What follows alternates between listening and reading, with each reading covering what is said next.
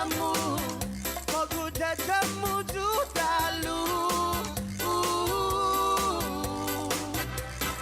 Todo judi UNESCO poti, está aqui igual a batamu. Todo judi UNESCO poti, está aqui igual a batamu. Diki bonita mata, kalaki dugi bitana. Ay ay ay, todos welaki brohimumu, tapos tadi dumahola. Todos welaki brohimumu, tapos tadi dumahola. Todos welaki brohimumu, tapos tadi dumahola. Todos welaki brohimumu, tapos tadi dumahola. Rosinya uli di sombranza tanmak e zuita saluda antes di niga Radzaudzan malak estrezas durante todo memu a nogi distancia gumugupugi palu zangiman malak guafi Ikonuna sugi airi prebatu la noci nai banderata gaigi pues atan fanni bandera kau esta pagua pumalapa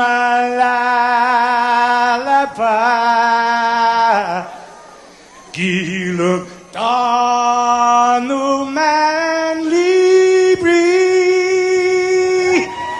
sentamiti man ko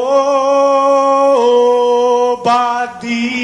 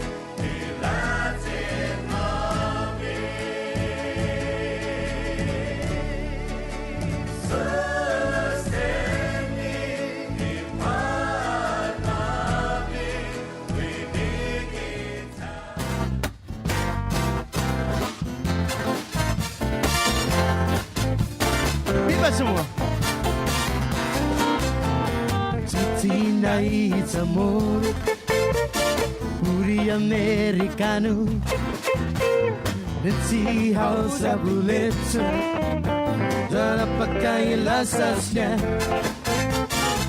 Taiga Purilu Agaga Zana Marizu Rasa suatilu Mapusi tumilu Oasu haunai hauni Ai pendea Aku amat cat-catki Hati usumu Nama usah Sama pusat Bani dosa Minum lemai trong suốt đã Nhân dân phải to đã Atu hausa pumok say Chamorro na sintara Malepa hauni costumbre Con todo iliwagi Nasa fuatilo Apusito milo Oasu haunay hauni Ay pendea Aku amat cat-catki Hati usumu Usah Sama pusat Bani dosa Darwin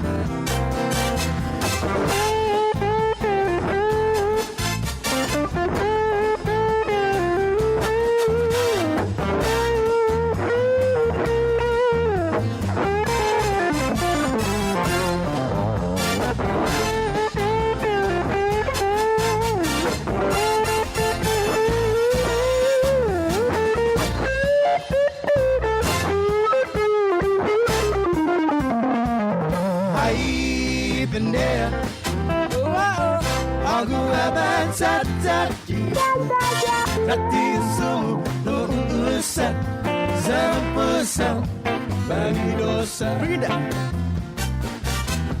Pula I magabu Usah I bikini Anu sen-sendagan mo Sakulan pentat dati Matutudai susu Nangunay tampi Esas buatilo Apusito milo Oasu haunay hauni Ay pendea Aku amat cat-catki Hati sumu Lo usah Sama pusat Bagi dosa Here we go!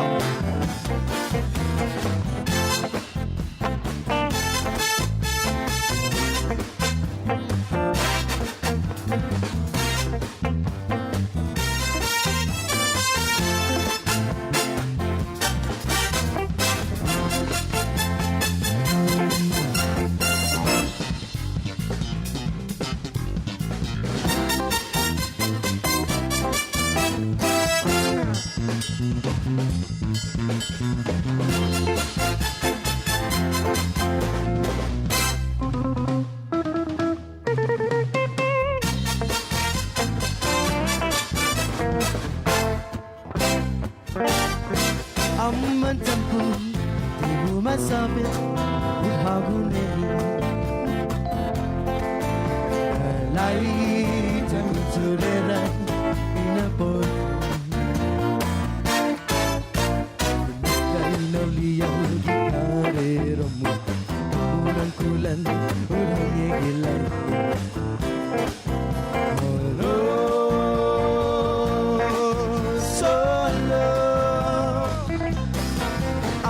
Tempo, ibu masabi, buhaguneli.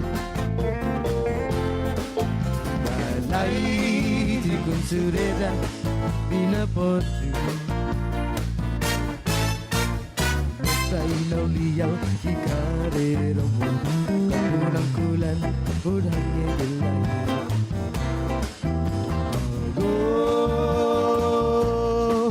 Solo. Sanggin para unhanap Bispirigias na nam Tanung di datsanay bendisonya Janina tunas di kareram na gikareram Suno biani fina posta Sagwa huno biati bai malafa Ikong karinyu na sineseri Sagwa huno biati bai malafa Ikong karinyu na sineseri All right. Here we go. Right. So back in the Chamorro times, when you ask a lady to dance, you gotta be nice. You got some more on me. So we're gonna bring it back, ladies.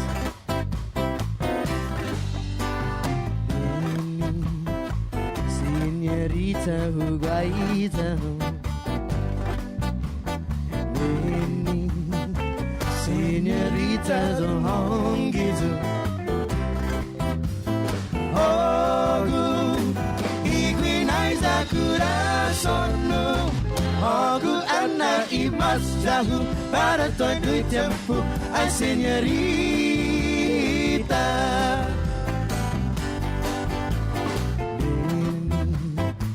Señorita ay se mames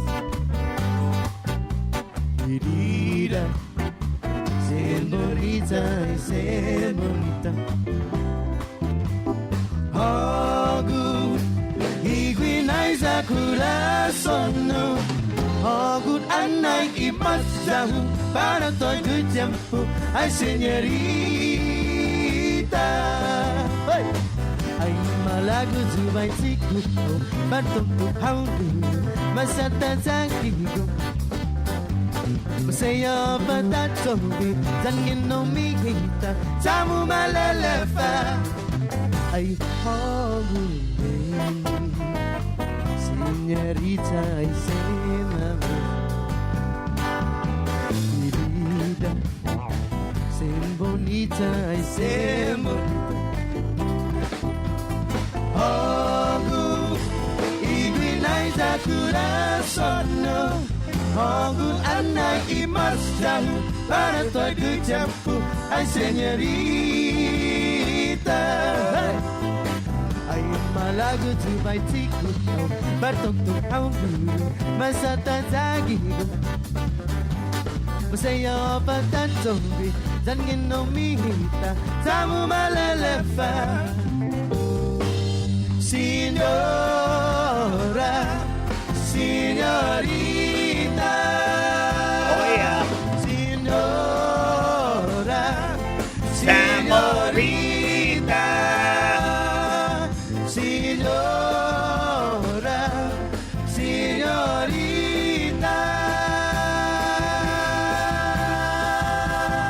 Oh, cha-cha-cha.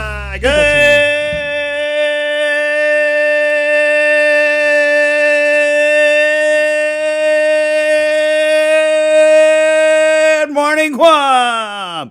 Bananas of Zeus, Biba Chamorro. March 3rd, it's Thursday. Welcome to the link. My name is Bullback. I should start calling myself, I identify as Bullback for Mess tomorrow. 622. Good morning only to Leonardo DiCaprio and Tobey Maguire only. JK, good morning, guys. The ship is in. Man, my kids were going. First of all, my young guns, my three young ones, they love the movie Titanic. Absolutely, because their late grandfather was just, he'd always play this movie, is always singing that, My Heart Will Go On, and so it just stuck with them. And even though they lost him a number of years ago, they just, I think they identify that movie and that song with their tata, right? So when they found out Leonardo DiCaprio was on Guam, my kids, it's funny, every once in a while they'll ask me, and it's weird coming from your kids, like, Dad, how's it feel to be famous? Like, I'm not famous, But yesterday, they thought I was famous enough to get them like a one-on-one with Leonardo DiCaprio. Talk about letdown. I let my kids down hard yesterday. Yeah, and we got the pictures here, Joe, sir. Leonardo DiCaprio here with Dusitani. With the Dusitani, the beach, is it Dusit Beach staff? I'm not really much into the whole celebrity going crazy over the celebrity thing, but what I noticed about this picture, sir, before you change it, is where did they get their ashes? Right? Because we had Poly Microsoft. I want to launch an investigation. Because Poly Microsoft came on here yesterday and he said the protocol was they were going to salt bathe the ashes onto your head, calendandriff. But apparently, if you look at this picture of these two, I think they're Deuced Beach staff employees, with Leonardo. Yes, that is Leonardo DiCaprio, right? This looks like a random white dude, but that is Leonardo DiCaprio. And those are also Ash Wednesday ashes on that lady's forehead. So I don't know what church she went to, but I want to know. And then they got him snorkeling too here in Tumon Bay. Leonardo DiCaprio, kind of let down. He's one of those guys that wears his shirt in the water, right? Reminds me of the old school Chamorritas when they used to wear their jeans and their shirt in the water, and then you tell them, it's raining, you're going to get wet, and they come out of the water. Yeah, but there he is. We heard a lot of reasons why they were here. None of it confirmed, right? But people were going crazy, and so I actually went down to Tumon yesterday, and the ship is in, so we're never going to find them. Now, they're going to blend in with those 6,000 other Americanos that are here in Tumon. But it was interesting to me because Tobey Maguire, like if you're a fan of his, I guess, I didn't even know that he's got issues, obviously, with the paparazzi. And so we did have this little video. This is a little video interaction he had with the paparazzi. I don't know where it was, but thank God I caught the audio on this, sir. And so I kind of kept thinking about this because I was seeing some stuff on Twitter where people were saying that, hey, if you guys are fans of Tobey Maguire's Spider-Man, you know that he doesn't like getting his picture taken and all that stuff. So I thought it was interesting, and I thought it was cool that he was gracious enough to take a few different pictures. I did see this one pic, man, I don't know if it was on Instagram or what, sir, but it's a younger lady, and she had a picture of Tobey Maguire, and she was basically saying, I know, I've read about how he just hates the paparazzi, but I had to ask anyway. And it was kind of like an awkward picture, because she just kind of like snapped it with Tobey Maguire. But, I mean, I heard that they were cool to the people that they ran into. So I don't know, Bree, did you hear anything about why they were here? No. Oh, yeah, it's top secret. But they're here. Are they still here? I don't know. But like I said, I was in Tumon last night for a little bit, and it was just packed with, the ship is in. The USS Abraham Lincoln is in, and Tumon it's pretty popping right now. So I don't know where they were last night, but I kind of did, look around when I was driving. But like I said, there was just too many people. Couldn't tell.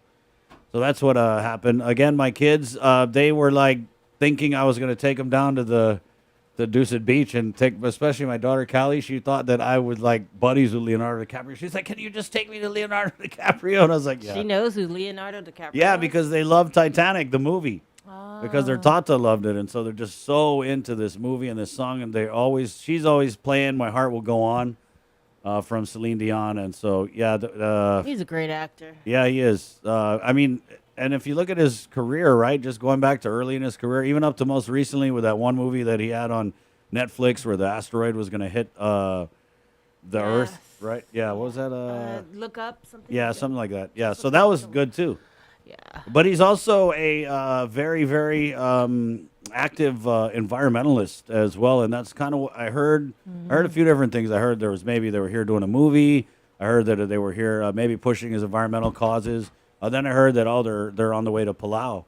But if you follow Leonardo DiCaprio on Twitter, like pretty much all of his tweets are about climate change and just those kind of issues. So I'm thinking, I don't know. I think if he was here for climate change or official business, I think we would have heard something, right? Right. So it kind of looked like they were here just to chill. Right, maybe just here on the way to Palau or something, yeah. They were definitely chilling. And it was kind of funny, too, because... and maybe we'll show some of the tweets later, but Twitter was just going off with people saying, oh, now that Spider-Man's here, we got to rename him Tobey Maglotnia. That was one of the funny tweets that I saw. Another person said, oh, they're filming Spider-Man Far From Home. So the memes were great. And then I started hearing other things like, oh, there's all these other VIPs here. And then someone put in our chat, is Jason Momoa coming? So, no, I don't think he is. But yeah, again, good morning in case Toby and Leo, my buddies, they're my buddies, Toby and Leo. Man, my daughter was so heartbroken that I couldn't take her down to see Leonardo DiCaprio. Was because she's into this Korean pop band, this BTS, and so she's been bugging me because she saw some footage of old Guam Live I hosted. We brought in this Korean rapper Jay Park, and so now she thinks I have an in with the Korean boy band. So she's been, and I was kind of messing with her. I was like, oh yeah, I know BTS. We're gonna get them to come to Guam. So that's 2 strikes for Dad this year so far. Thursday, March 3rd, we're brought to you by Calvo Enterprises, IT&E, and Jack in the Box. Good morning, Facebook Live. We're going to chat with you guys in just a little bit. But let's go ahead and get into our first look at news here at 6:30 on a Thursday morning, brought to you by Pacific Points with our first look at news from the KUAM News team. Good morning, Sabrina Salas Matanani. Off today, everybody. A scary situation at the Dededo Skate Park at around 12:45 a.m. Wednesday. 2 men, ages 20 and 21, were assaulted by a group of men. KUAM reached out to Dededo Mayor Melissa Savaras, who says she was able to speak to one of the victims' mothers, who said the attacker seemed to be intoxicated. The mother also claimed it took the Guam Police Department over 20 minutes to arrive at the scene. The 2 men were transported to the Guam Regional Medical City for their injuries, their condition unknown at this time. He allegedly told police that he has an anger issue, but believes he can control it. On one occasion, 27-year-old Gino Tatatao Maraluk is accused of threatening a woman known to him with a knife. The victim told police that she was doing laundry when Maraluk entered with a knife facing her direction. She then yelled at him, "What, you're going to stab me?" He fled the scene before officers arrived. He's also accused of damaging the bedroom door of another woman known to him and threatening to kill her. When a JPD officer interviewed Maraluk, he allegedly laughed and said, "I won't do that. Come on, Par." He was charged with terrorizing family violence, criminal mischief, 8 counts of violation of a court order, and harassment. Through his legal counsel, Dennis Zermeno filed a response to a complaint filed in the district court in May 2021, alleging he sexually molested a student at Agata Johnson Middle School in 1981. An individual identified as BB to protect his identity alleged Zermeno, while a counselor at the middle school, molested him more than 100 times when he was a teenager. Zermeno not only denies all the allegations, he also denies that he was a counselor at the school at the time. A scheduling conference for the case will be held on March 10th. A lot more people will qualify for the newly reinstated Programan Salapi than the original program. Department of Administration Director Ed Burns says they're still working on the qualifications, though, which should be ready by mid-month. Nestor Lecanto reports. Director Burns says since they're using American Rescue Plan money, they're governed by U.S. Treasury rules. They're working off a formula similar to one used by Hawaii that's based on a percentage of average federal minimum wages. Because the income levels are much, much higher. And the original program, SLAP, if you remember, was actually directed at people that didn't have any other welfare support. This one disregards that and will just be paid out to everyone that's in that income category. In short, many more people will qualify. And it obviously will be a much wider program than the previous program, SLAPI, which paid out, was 1 payout. This is going to be 3 payouts, and I expect it'll affect probably around about somewhere between 60 and 75,000 people. But that means a lot more work for DOA, which will have to cut 3 $100 monthly checks instead of just 1. I think it was decided that it would be in the benefit of the recipients to get three different payments because it allowed them better to budget. The original aim was to supplement monthly gas purchases in the face of soaring fuel costs, although the money is not restricted to just gas. You'll be able to apply online by mid-March or at DOA offices in the ITC building or at your village mayor's office. For KOM News, I'm Nestor Lecanto. For KOM News, the USS Abraham Lincoln is on a routine deployment and port visit to Guam. However, its arrival comes amid the Russian invasion of Ukraine and tensions rising in the Asia-Pacific region among the world's superpowers. Tomas Manglotnya reports on the role of the more than 5,000 crew members on board and the history-making captain at the helm.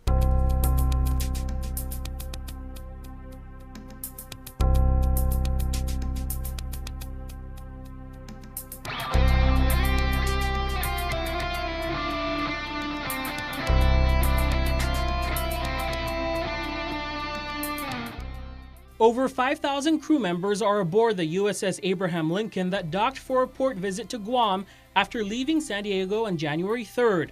They've traveled over 19,000 miles, including for multi-carrier operations in the Philippine Sea and South China Sea with allies. Every day these sailors are working really hard to preserve the freedom of navigation and free flow of commerce throughout the Indo-Pacific region. A very important mission to both of all of our nations. Commanding Officer Captain Amy Barenschmidt is the first female at the helm of a nuclear-powered aircraft carrier. They're joined with a carrier strike group. Her first visit to Guam was in 1997, and it's her sixth deployment in the Western Pacific. This time as Russia invades Ukraine, and focus is split with another eye on China and North Korea. There's no question that the actions from Russia,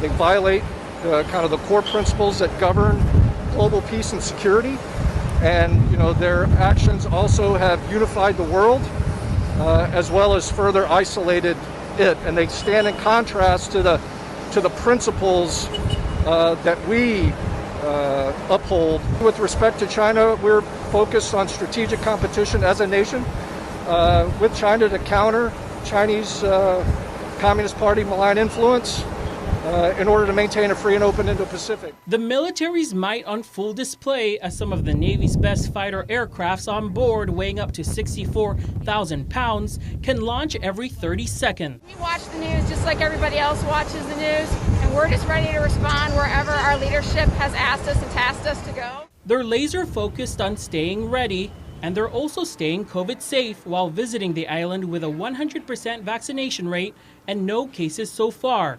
It's a long time coming for the at least 16 crew members on board with ties to Guam. Monique Camacho Winslet last visited with the Navy 6 years ago. Once I see my godkids and my aunties and my uncles and my brother, I'm probably gonna cry and then eat my feelings because, I miss the food. A chance to catch their breath while the world watches nations navigate changing tides. Tomas Manglona for KUAM News. Thanks, Tomas. Operation Talon Lightning is launching on Rota. According to Joint Base Pearl Harbor and Joint Region Marianas, the Terminal High Altitude Area Defense Battery is deploying a THAAD remote launch package, including one THAAD launcher. The equipment is being moved from Andersen Air Force Base on Guam to the Rota Airport. A media release stating it will allow the military to gather data and test its capacity. The THAAD launcher is able to be controlled from a different location away from the control center. Rear Admiral Benjamin Nicholson says that missile defense is the top priority for Indo-Pacific Command in the region. This is just an exercise and is not a permanent deployment. The latest with the invasion of Ukraine. Russian military has intensified its bombardment of major cities across the country. In Kharkiv, Russian missiles heavily damaged a government building just 80 miles west of the capital. Firefighters battled a blaze in the aftermath of a suspected Russian airstrike. The mayor saying the target was a residential building near a hospital.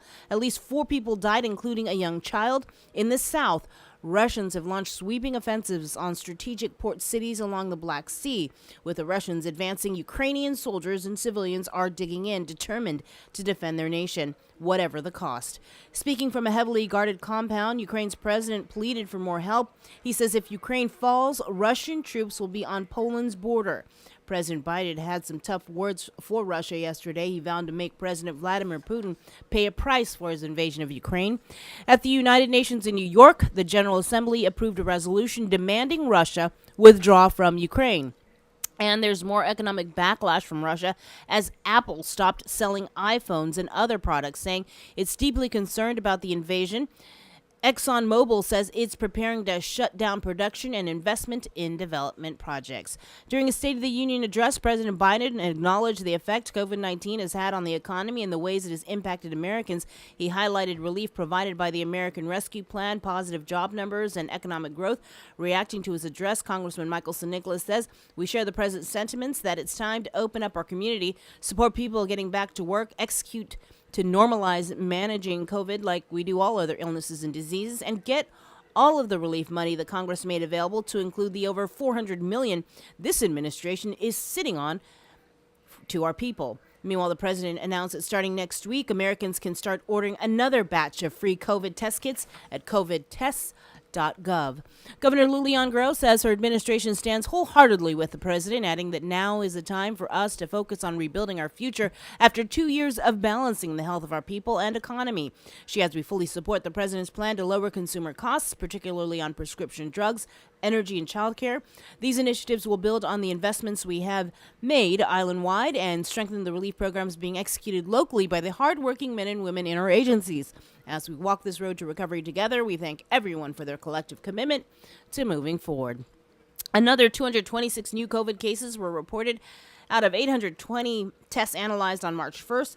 50 of those new cases were reported out of the Department of Defense. Also Wednesday, there were 27 people hospitalized with the virus, 2 currently in ICU, and 1 person is on a ventilator. 20 were unvaccinated and 7 are unvaccinated. With cases and hospitalizations on the decline, the Department of Public Health and Social Services has decided to move its isolation facility to a smaller location. Here's more from Daniel Perez. With the closure of the Bayview Isolation Facility early this morning, Guam has opened an alternative lodging facility at the Garden Court in Tumon. Residents can make use of the ALTFAC if they With the closure of the Bayview Isolation Facility early this morning, Guam has opened an alternative lodging facility at the Garden Court in Tumon. Residents can make use of the ALTFAC if they meet the following criteria: proof of a positive COVID test no more than 24 hours prior to admission, are asymptomatic or with mild to moderate COVID symptoms and not in need of hospitalization. They must also be able to care for themselves. They share a residence with someone who is immune compromised or is at high risk for severe COVID illness, must not have close contact with family living in the residence in their initial infectious period, and if the patient is a minor, they must be accompanied by a parent, legal guardian, or authorized representative. Accompanying caretakers are recommended to receive a valid COVID-19 test upon admission with COVID-19 individual and again upon discharge. According to COVID-19 Incident Commander Fernando Esteves, admission to the ALTFAC will also be on a case-by-case basis. It's going to be up to the containment team to make those determinations. Every situation is going to be evaluated specifically. Esteves noted the decision to transition to a smaller isolation facility was made because a larger one was no longer needed. We've been evaluating this and kind of planning our drawdown and phase down to more endemic type operations, right? As we live with this virus. Now that we're trending downward, now that we understand, the nature of transmission, especially within the household and how quick it is, and also coupled with the data where demand for isolation is extremely low, we've opted to go ahead and make this operational change. Residents who may need to make use of the ALTFAC can dial the 311 number and choose option 1. Additionally, more cases of the stealth variant have been confirmed to be on Guam. DPHSS has received more virus samples that were sent out to Hawaii for genome sequencing. Out Over of the 10 in the virus samples CNMI, immune-compromised residents can now get a 4th dose of the COVID-19 vaccine. With more, here is Tomas Manglotnia. The CNMI adds another dose to its COVID-19 arsenal. Eligible residents can get a 4th shot. This has been approved by the CDC for people who are moderately or severely immunocompromised. This includes people who are on cancer treatment, are organ transplant recipients, are HIV, or are on immunosuppressive drugs. It comes as nearly 30% of tests conducted come up as positive, Saipan, Tinian, and Rhoda combined reporting triple-digit daily cases and single-digit hospitalizations. But health officials say those rates are starting to drop. They see the region mimicking trends across the country. She says they have hundreds of Pfizer and Moderna shots in stock. So their 4th dose can happen 3 months after the 3rd dose, and it should be one of the mRNA vaccines. Those wanting the 4th jab should discuss it with their provider. She says sooner is better, and it could be the case that anyone can get the 4th dose soon too. Similar to the way the booster was rolled out, that they first saved it for the highest risk individuals, and then quickly over time, other people were eligible. Tomas Manglotnia for KOAM News. And that's your news, Chris. Thank you, Sabrina. Let's go ahead and get into our news in Chamorro. Mess Chamorro. B-Bats brought to you by our friends at First Hawaiian Bank with Uncle Ken Consent. Buenos and updates to get soon to be tuned to Chamorro ni KUAM News. Presenta ni Familian Mito gi First Hawaiian Bank. Dito niya State of the Union address asangan ni Presidente Joe Biden pwede in effect ni COVID-19 gi ekonomiya dan mas gi ciudadano na Amerikano siya. Ay explica mas ang nasiste gin ni Federal sigon American Rescue Plan e mas may mas man matsotso janin na dalang ni ekonomiya. Ilangya delegado Michael Nicholas na hunggan pareho na sonya jan ni Presidente na DBS tatutuhon bumabay kun medita data suporte aji siya para mabira sa tatiman matsotso tada natural itay manu para tatrata COVID na chatnot tayguya itatsotso gigi pumalo siya na chatnot patatsuli toris lapi no sinya gini Kongreso ng Amerika piola di 400 milyon pesos no gayes tayguini no sinisete ni administrasyon hujung para itatauta kasangan mas si Biden na giorto semana matutuhon talo di sinya manungkat gahaw di badi na COVID test kits gi covidtest.gov di mas matutuhan at si Operation Talon Lightning gizaluta siguro ni Joint Base Pearl Harbor sa ni Joint Region Marianas at si Terminal High Altitude Area Defense Battery sa para ma-deploy at si THAAD Remote Launch Package no sumana uno na THAAD launcher. At na kosa sa para matuli gi Anderson Air Force Base Winnie estagwati gi Airport gizaluta. I-release si media ma-report na si Navy Sempre Militad para matuli presiso siya na informasyon sa para mate sa kapasidad na este na kosas. THAAD launcher sa siya mamaneha ginuto na lagat siya isang i-control center. Si Rear Admiral Benjamin Nicholson asangan na missile defense ay mas presiso na artikulo para Indo-Pacific Command gini mga ginabandantano. Mas artikulo gimiting niya kada mes gi Metropolis e Mayor's Council of Guam sa mahungog din diskutin Bill 156 and Bill 252. E Bill 156 sa sedi mahot siya dumitin mina hafatubot si mafananang public nuisance para broto san siya man na citation. E Bill sa sedi mas mahot para manasuha madistrosan mananay at broto ng kosas siya sa siya man manay na disease and desist na odden. Ibeo sa explica por ejemplo hafa do por siya broto pag nuisance. Tagi man yung ginbasula sa nagang nandandan. Pagburuka después sa las 10 gipupuengi ipinelon mega na basula siya ni siya maliin ni bisino zan man malulufan zan ni manggay business siya gilugan ito sa milong zan ni zoning. Bill 252 sa nasuha rekton kantidad na procurement para gaston mahod siya gi revolving recycling na salapi. Debi mahod siya na para mabota gi katan sinubote para este na bill luti kabalis sa niya quorum. YouTube na sunto gi finot sa Chamorro gin ni KUAM News para pago na Webes manapara temporaryo ang sigidas at si parang man import lalala na manok siya gin Colorado este katan na siya na estao sa parezi highly pathogenic avian influenza na pesti ni kahulitin at mi ang sigidas gi Estados Unidos. I-release gin ni Department of Agriculture sa pagsigurado bento siga este manatmi sa natsalapon gwi temporary na ban sa makonsisigi tas kiari bahagwi bento siga mas dumuro este na pesti sina man nesesita no mana para finatan manog ginin mas siha na lugar.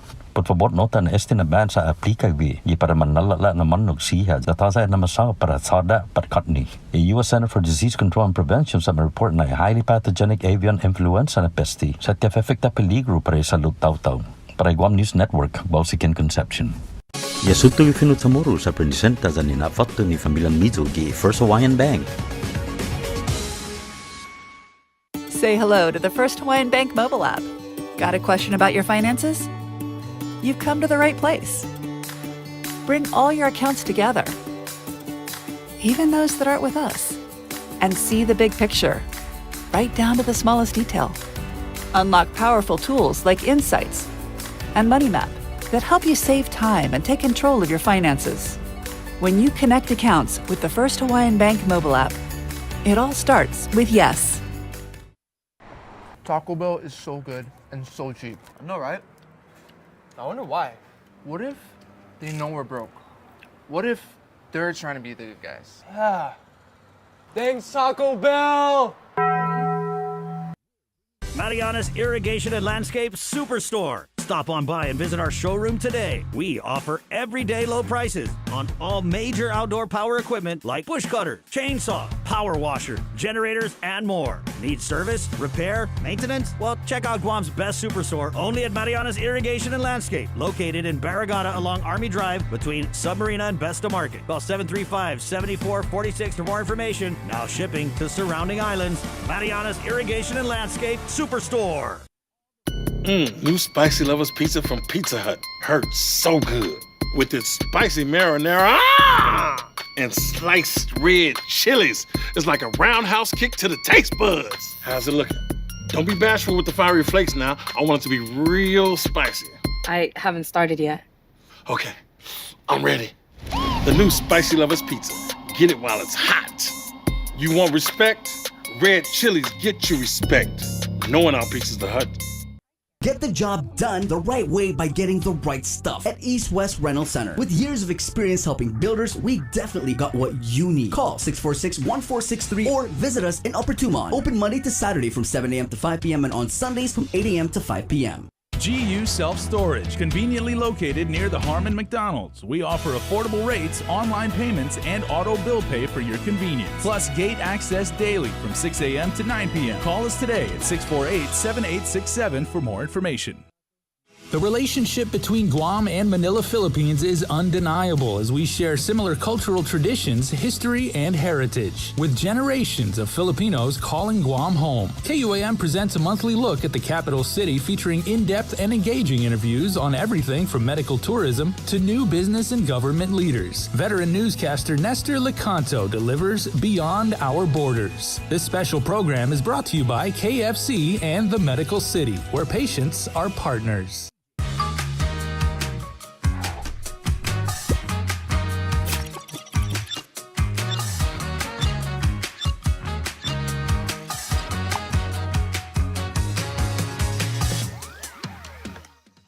Watch Mariana's artists, activists, and visionaries and their quest to protect, preserve, and promote our Chamorro culture on The Culture Club, a weekly feature on KUAM News digital platform and the KUAM News Weekend Edition. Brought to you by Hanam, the freshest bottled water made in Guam. Join Nestor Lecanto for virtual in-depth discussions with the movers and shakers in our community every Wednesday on In Full Zoom. Presented by IT&D and Calvo Enterprises, Inc. No bonus too hot for me. That's hard. Barnett. Thank you. I just get emotional in February because Valentine's.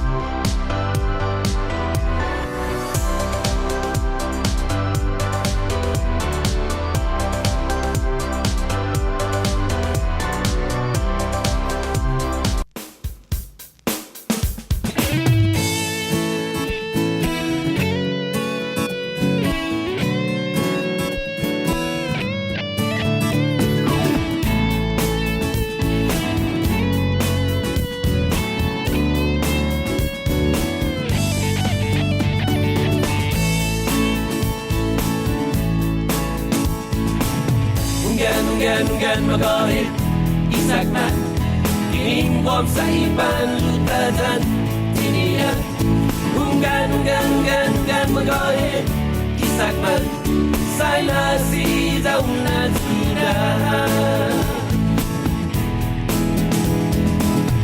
Isakan mit sigantan 42 Tatigin natin puitinigi iantigo Mapatinas niya taninat sa Nuisagman Islas Mariana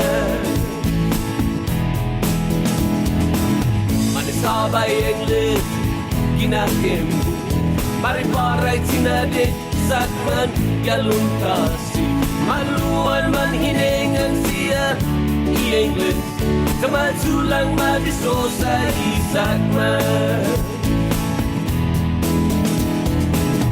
Gan magahit isakman Minimbong sa ipanlutagan Tinian Gan magahit isakman Saila sidaw na tulahan Hey, buenas. Bananas with us. 653 3322 today. Does that mean something? Anybody? Thursday, good morning. Cowboy Enterprises, ITD and Jack in the Box. They are very proud to present this episode of The Link. My name is Bobak for MS Tomorrow. Good morning.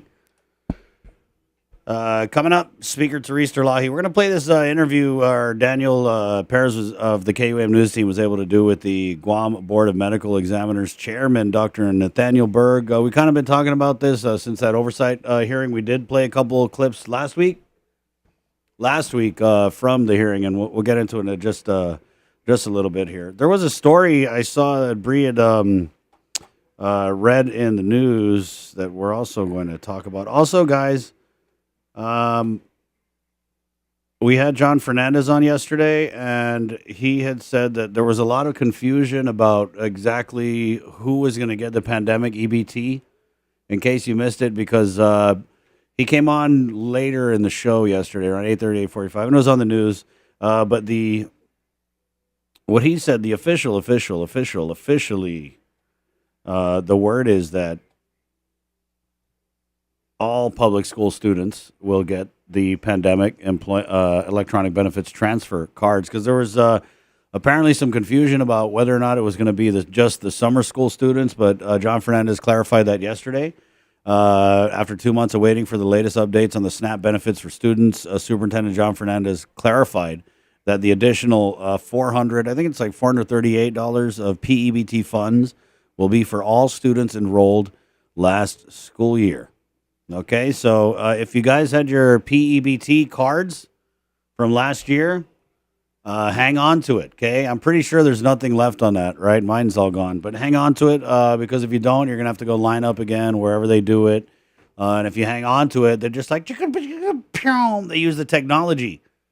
And they load it up electronically. There's little duendes that climb into your house and they load up the PEBT card for Mess Tomorrow. So I was glad that was clarified. It's actually good news. I know a lot of parents could definitely use that relief. Other relief that you can definitely use. There's a story in the news with Sabrina's newscast.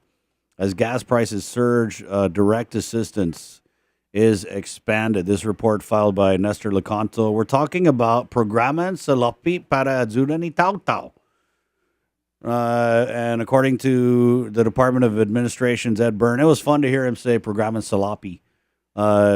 They're still working on the qualifications, which should be ready by mid-month. But he did say that more people will be able to qualify in this round of the Programa Salapi.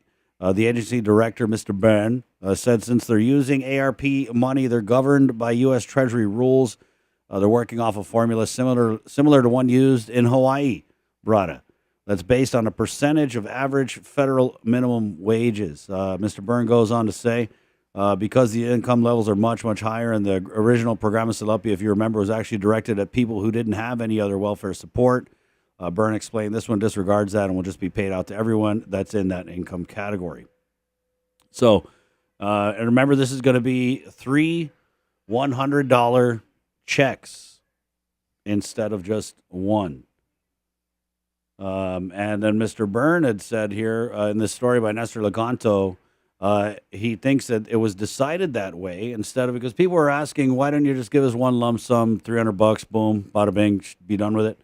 But they're budgeting us, guys. They're budgeting us. That's what it says right there. I think it was decided that it would be in the benefit of the recipients to get 3 different payments because it allowed them better to budget. Well, first of all, who is the government of Guam to tell us how to budget? We've seen your budget. Huh? You look at yourself and your budget before you talk to us about how to budget. Give it to us in one shot, 300 bones, one shot. Let us figure it out. But it is what it is, guys.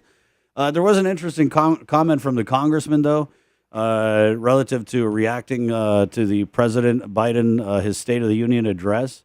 And Congressman Mike Nicholas threw that shot again. He was like, hey, we need to make sure that we get all the federal funds out to the people. And then he referenced the $400 million in ARP funds that's still sitting in the bank. But, I mean, if you're tracking how it's going this year, I think a lot of that money is going to be released out, coincidentally, during 2022. All right, but I was thinking last night. You know what I was thinking last night, guys? What were you thinking last night, Chris? Well, Chris, I was thinking last night, we have all this unprecedented avalanche of federal funding, right? I mean, $400 million in the bank, countless hundreds of millions with the CARES Act and the ARP that was paid out, whether it was the All Rise or, you know, the original Programa Salapi or the Gita small business grant programs, right? We've got all this money. And what is it our elected leaders have always said is the root of all our problems? The money. So I was laying down to go to sleep last night, and as I lay down my gray-haired head on my pillow, I just thought it was a little ironic that we are still suffering from all of the same problems that these politicians campaign on every election. What are the top issues right now that we're talking about as a community?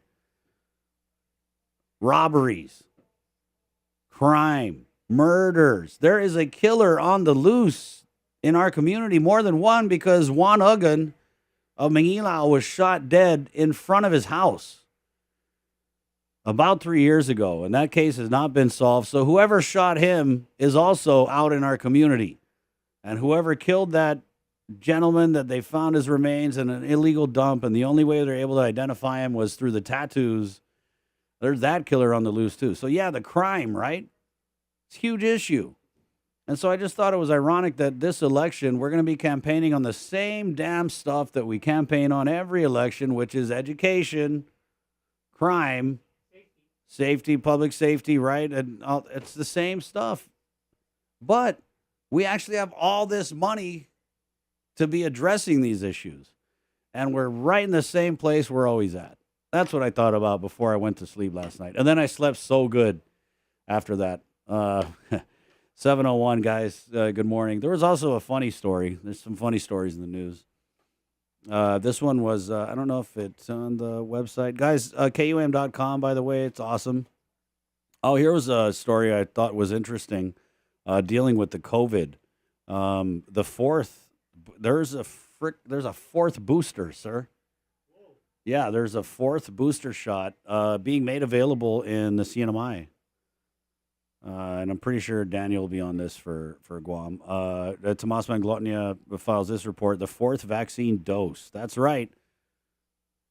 You're just going to have to keep getting the booster. That's the best they can do. You know what I mean? And now there's a fourth booster. As someone who's had the third shot, the third booster, it makes me a little malago to know that there's people out there getting the fourth booster. I feel like, man, am I not? Do I need some of that or what? It's for mild to severe immunocompromised residents. They can now get a fourth dose of the COVID vaccine in the NMI as eligible residents. Their medical director of public health, Dr. Lily Muldoon, says, yeah, it's been approved by the CDC for people who are moderately or severely immune compromised. This includes people who are on cancer treatment, organ transplant recipients, HIV positive, or on immunosuppressant drugs. All right, the news comes as nearly 30% of tests conducted come up as positive in the CNMI. Well, we're dealing with the same thing as we had last night. There's 226 cases reported out of just 800 some samples. So, the conversation is that the hospitalizations are on the decline. There's just 27. And the positives as well, we're not getting the 700, 800 positives that we were getting. But, I mean, the positivity rate is still through the roof. So you guys know the drill. Do all of your W's. Do some extra W's if you have to. It's 7:03. I wanted to play this little bit here while we're on the subject of the NMI before we get into our interview with Dr. Berg. I wanted to play this little clip from our KUAM Culture Club series, which I absolutely love. And this is... I told you guys, Josh Zengzon. His name is formal name is Joshua Q. Castro, but he's been known as Josh Zengzung for a while now in the NMI. And this culture club, Tomas Manglotnia did this one, and he also I think he did one previous to this dealing with the poetry. That's right, the poetry. And so Josh is going to recite a poem for us. You guys know the first Chamorro poem ever recorded in history, Guam Code Annotated? It's not very good. It was corn, your panties tear. Yeah, and it's an old joke. Hey, good morning. 7:04. So that's the KUAM Culture Club segment. It's Mariana Speaks. That's what we're calling this one. It's a little spoken word, guys. Dust off your poetry game. You got a poem? I want to hear it. 671-637-0094 at 7:04. Again, KUAM Culture Club and Mariana Speaks. Culture Club, brought to you by Hanum, the freshest bottled water made in Guam.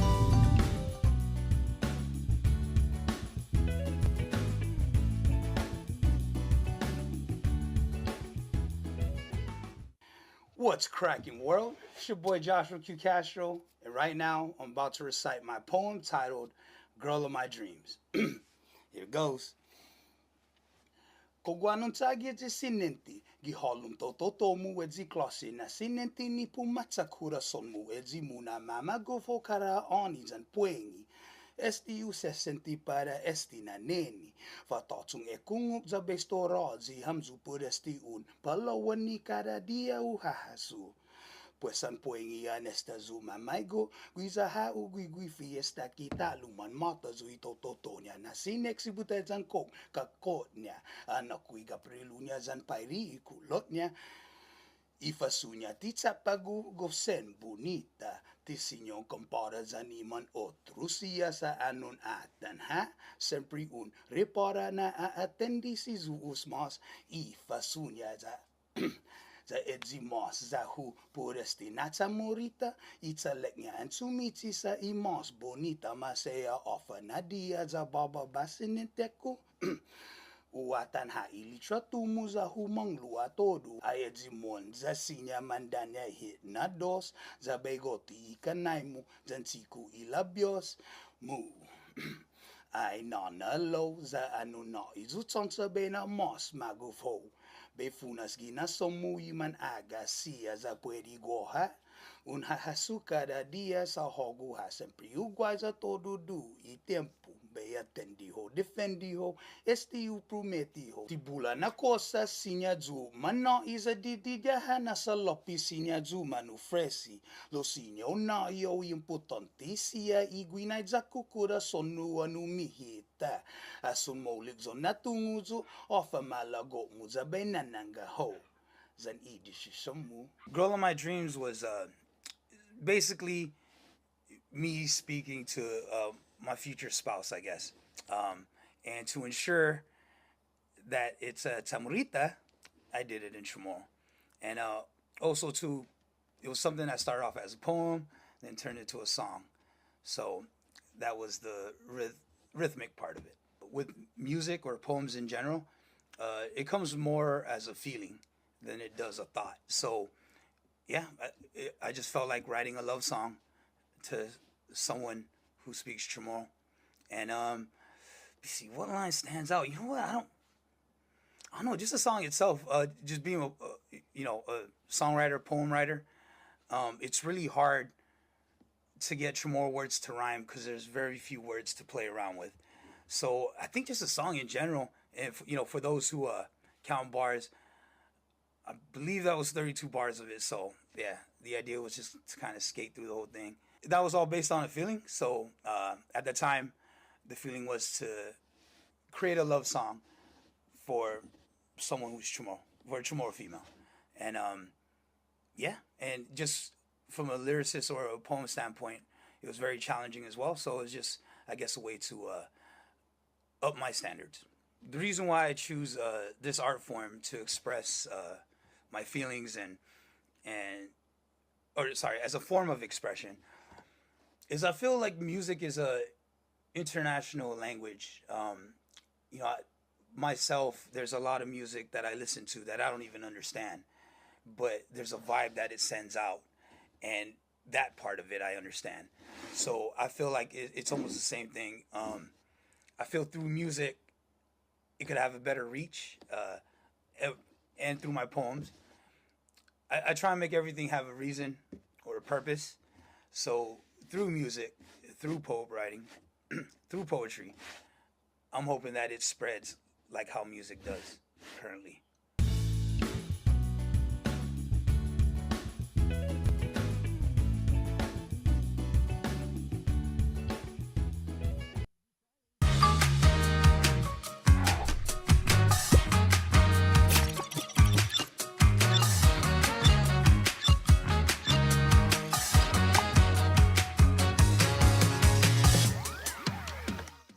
Watch Mariana's artists, activists, and visionaries and their quest to protect, preserve, and promote our Chamorro culture on the Culture Club, a weekly feature on KYM News digital platform and the KYM News Weekend Edition. Brought to you by Hanum, the freshest bottled water made in Guam. It's Feed Me Fridays on The Link. Good eats, good company, and beyond good chow with Team KYM checking out Guam's most tantalizing, tempting menu items. Every Friday on The Link, listen on Breeze 93.9 FM or stream online. Brought to you by Devondale, real milk from free grazing cows. Catch Sports Link on The Link every Friday for the latest sports news, game schedules, athlete profiles, and more. Sports Link airs every Friday on Breeze 93.9 FM and streaming online across our multimedia platforms. Sports Link is brought to you by Mariana's Irrigation and Landscape and Taco Bell. Live Mas. See what's on TV tonight with schedules, network news and notes, local promotions and giveaways on KYM Communications social media pages. Like and follow us on Facebook or Instagram now for all the latest and never miss out. Uno Mixed. We're mixing it up on the last Thursday of every month with a look at lifestyle, entertainment, food, and so much more on the stations, networks, and digital platforms of KUAM Communications. Uno Mixed is presented to you by Docomo Pacific, Better Together, and Pepsi. That's what I like. Let us know what's up on our KOM News WhatsApp tip line at 671-727-0094. Share information about what's happening in your town, on Guam or the Sinamai, and what you want us to know. Reach us on WhatsApp at 671-727-0094.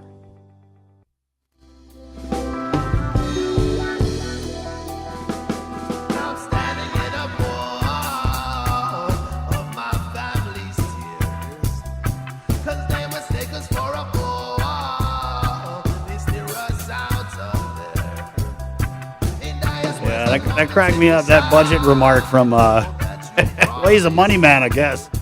Administration Director Ed Burns says, someone in the governor's office decided that in order for us to budget our own money, we're just going to get $100 a month. Because, you know, the people of Guam, if you give us $300 one shot, we're going to waste it all. We're not... Is that what they think of us? Oh, man. And the comments here, someone had commented, yeah, I like your Guam budget. That's what I'm saying. It's like they can't even do a real budget, and you're going to budget us? Like, oh, boy. Yeah, but I mean, what do you guys want? Do you want $1,000 up front? I don't know, but it's just it's a bad look. I'll just say it's a bad look when everybody and their Nino is talking about this $400 million in ARP sitting in the bank, and then everybody and their Nino is talking about the people are hurting, the people need assistance, and then it's $100 a month for 3 months. But it is what it is, guys.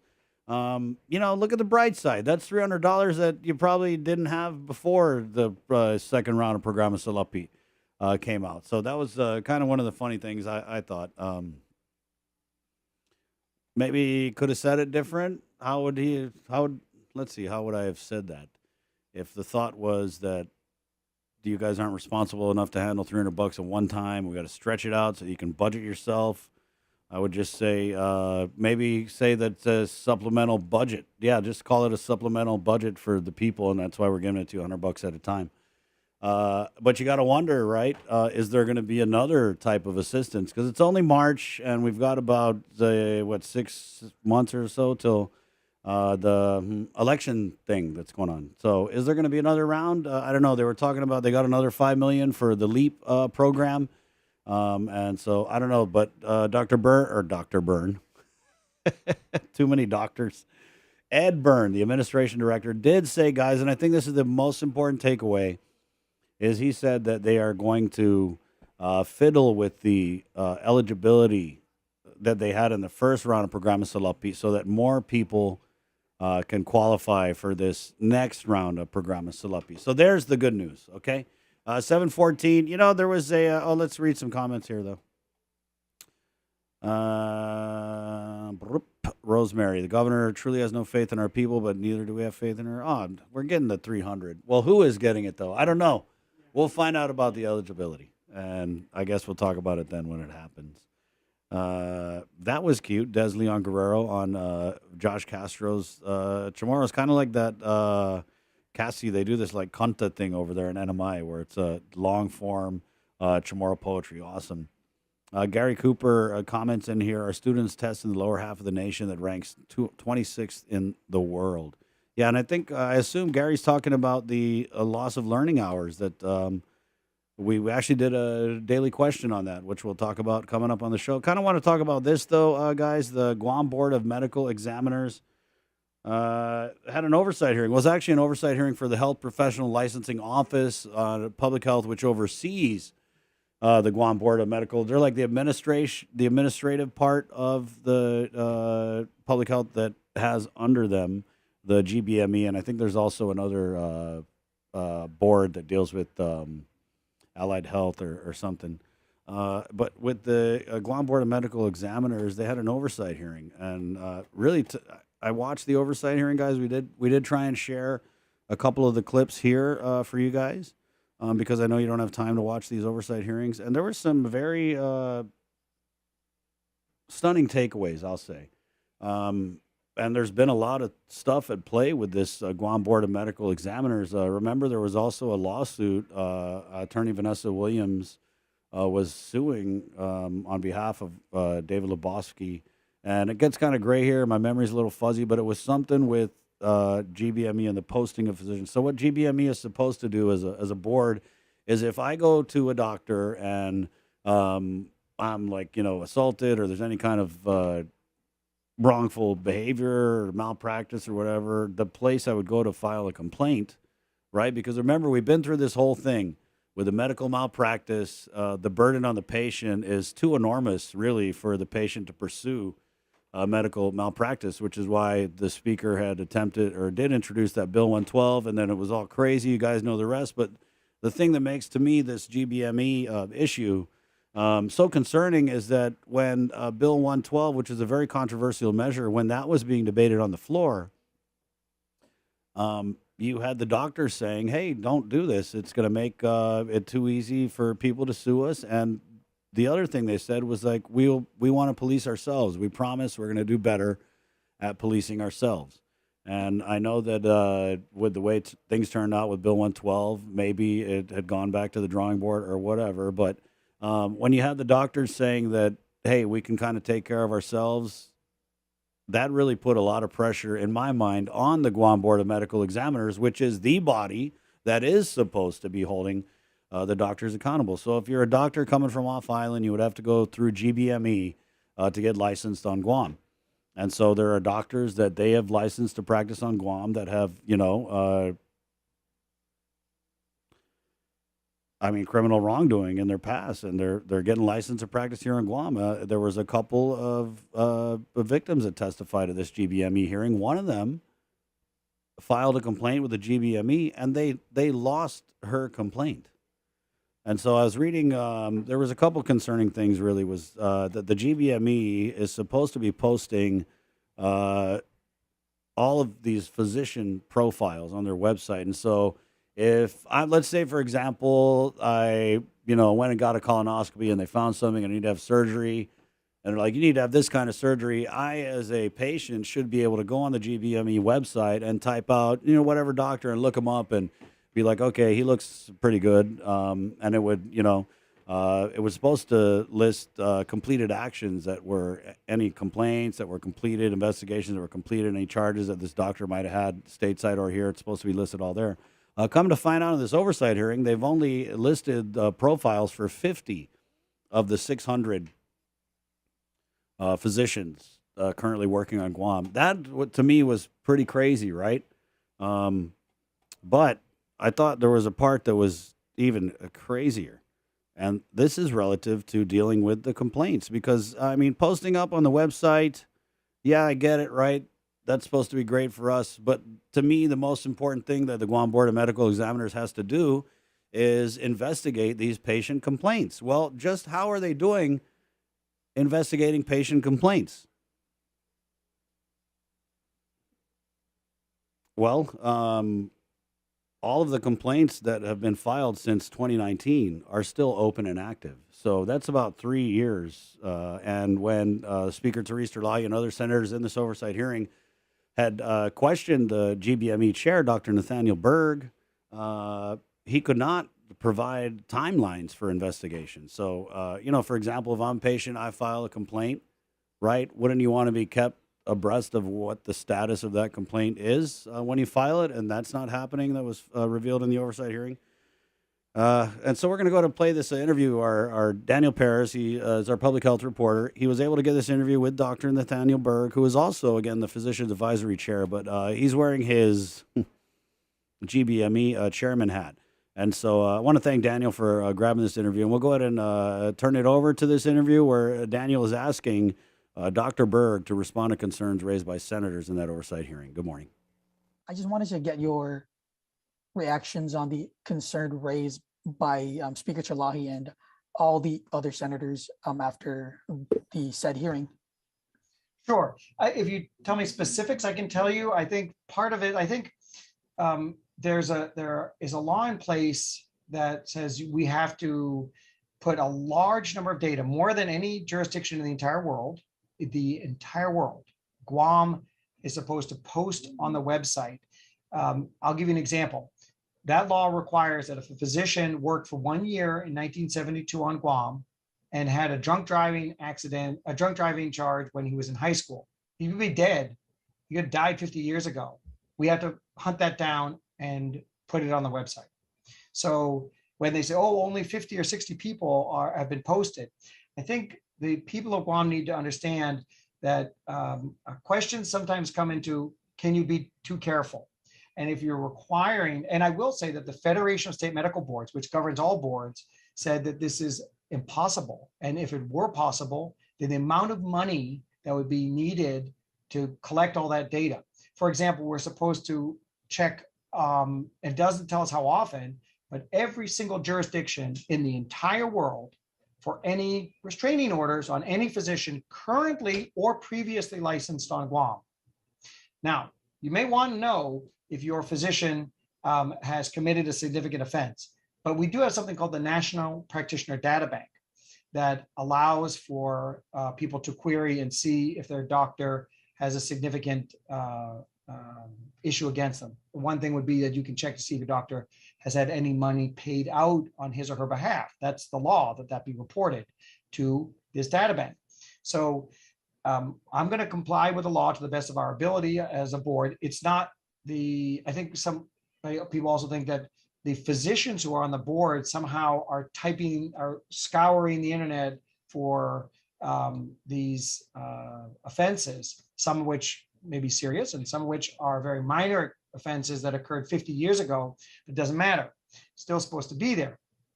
And so when they criticize the extraordinarily hardworking people who work in the administration of the Health Profession Licensing Office, I think they should look at the law again and say, is the Federation of State Medical Boards wrong in telling them that it's a bad law, right? The intent of having people be able to look to see if their physician has committed a crime in the past, I think people understand that, right? But I also would say, you need to start to think a little bit about that. It means that someone who retired 50 years ago, we're expending money on that, but is that really what you want? A retired physician who has died you want you to have the government of Guam spend money posting that on a website. It also goes to something that all of the physicians have been complaining about, the speaker and other healthcare providers have been complaining about her not helping us, right? And that's part of, I think, the frustration that we have. So for example, we look at this and say, do people want to come to Guam if they had a drunk driving accident in high school and she wants that posted on the, or drunk, not an accident, drunk driving charge in high school, and they wants that posted on the website? We would be the only ones in the country, I believe the world, that I haven't found another site that posts drunk driving from high school or accusations, right, that have been in there. Someone filed something, it's supposed to be there. And I'm not the one that makes that judgment. I think the Federation of State Medical Boards has said that's a little much to do. You don't do that for teachers. You don't do it for policemen. You can't go to the GPD and say, who was the police officer that arrested me? I want to see if he got a charge of drunk driving in high school. It's not posted on the GPD website, but that person could be out there and being a police officer, and rightly so. I don't think the judges on Guam, that you have a website that'll say, let me see if they have any convictions, if they were ever charged with something when they were in high school, right? Or retired judges, do we have that, right? Or judges who died, who want to embarrass their family and put that up there for what purpose? I don't know. That being said, I think it was a bit harsh of her to attack the administrators. It's not the board, the administrative people who are short-staffed working to put those data up there, to get angry at them and criticize them publicly, I think is a bit harsh on the government of Guam employees who are trying their best during the pandemic. And even some are out getting called to help do testing or help find other, do contact tracing many of them are doing, so that they can, then they come back and do their job. I think they're doing a great job. I think they work very hard. Some of them have had they're short staffed, and some of them still had personal tragedies in their family, of which the speaker is aware. And so I think it's a bit harsh to attack them when they're trying to do something that the national board that governs all of the medical boards has said is impossible to do or would cost an enormous amount of money. The example, like I said, is one that's a little too harsh. So I would say a couple of things. That the board members work very hard. We have to make decisions that are very difficult. We count on the administrative staff, and yet they're overburdened and doing work that I think is not particularly beneficial to the public, while the work of gathering all the information and presenting to us as quickly as possible so we can assign investigators. And by the way, doing our own investigations is a very difficult thing for physicians to do too. We would like to have an investigator, somebody who can do the investigations and present them to the board, rather than having physicians who aren't trained to be investigators doing the investigation. So I think that it's a political thing. We're trying to do the best we can with the resources that we have. We're all volunteers. That's why I sort of just go let her put on her political show. And then we go back and try to do the hard work day in and day out without nitpicking at the things that we are unable to do for lack of resources. I think it's a bit harsh. We're trying our best. We are all physicians who are approved by the legislature, and for good reason. They're hardworking healthcare providers. Or in the case of the member of the public who is volunteering his time and is a senior member in the business community who helps us to try to keep things organized and develop budgets and work with the legislature. It's really, and yet we can't come out and defend ourselves. I can't sit there and discuss cases that are still under investigation.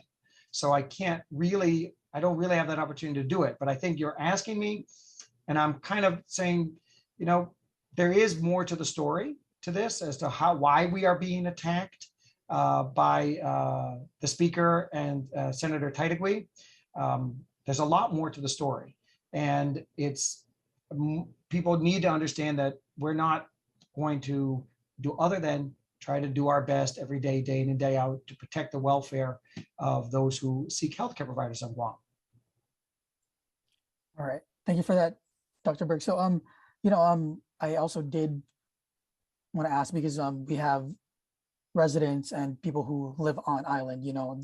And so how would you respond to those people who say that the GBME is effectively protecting doctors from complaints or shielding them from being held accountable?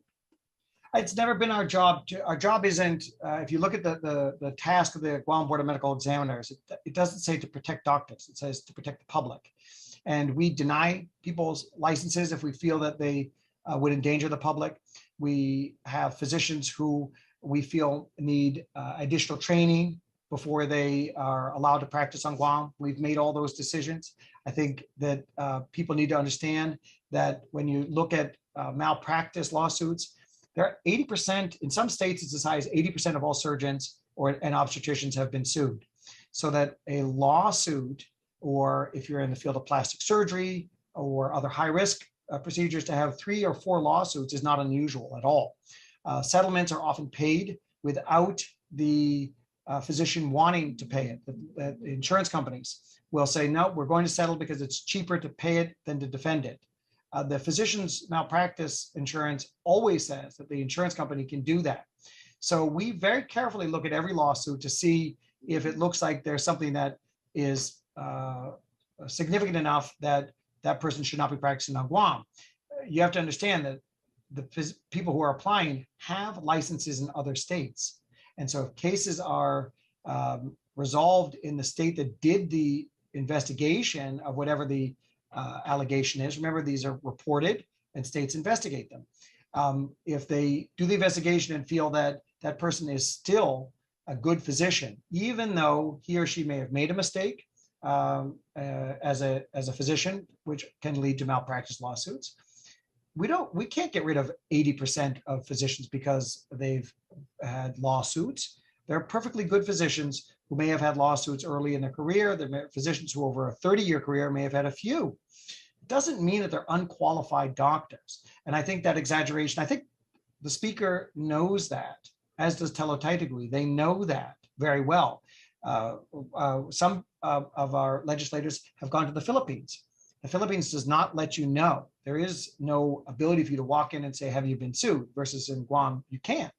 So you can see if you think that someone having been sued very early on in their career or for a mistake or something that they say they didn't do, but were part of a big lawsuit and the money was paid out on the behalf of the hospital, but each person that's named in a lawsuit that person gets named, all of that we scrutinize. And we have had people who have had such egregious lawsuits that we said, no, that person should not, we're not going to allow that person to practice in this community.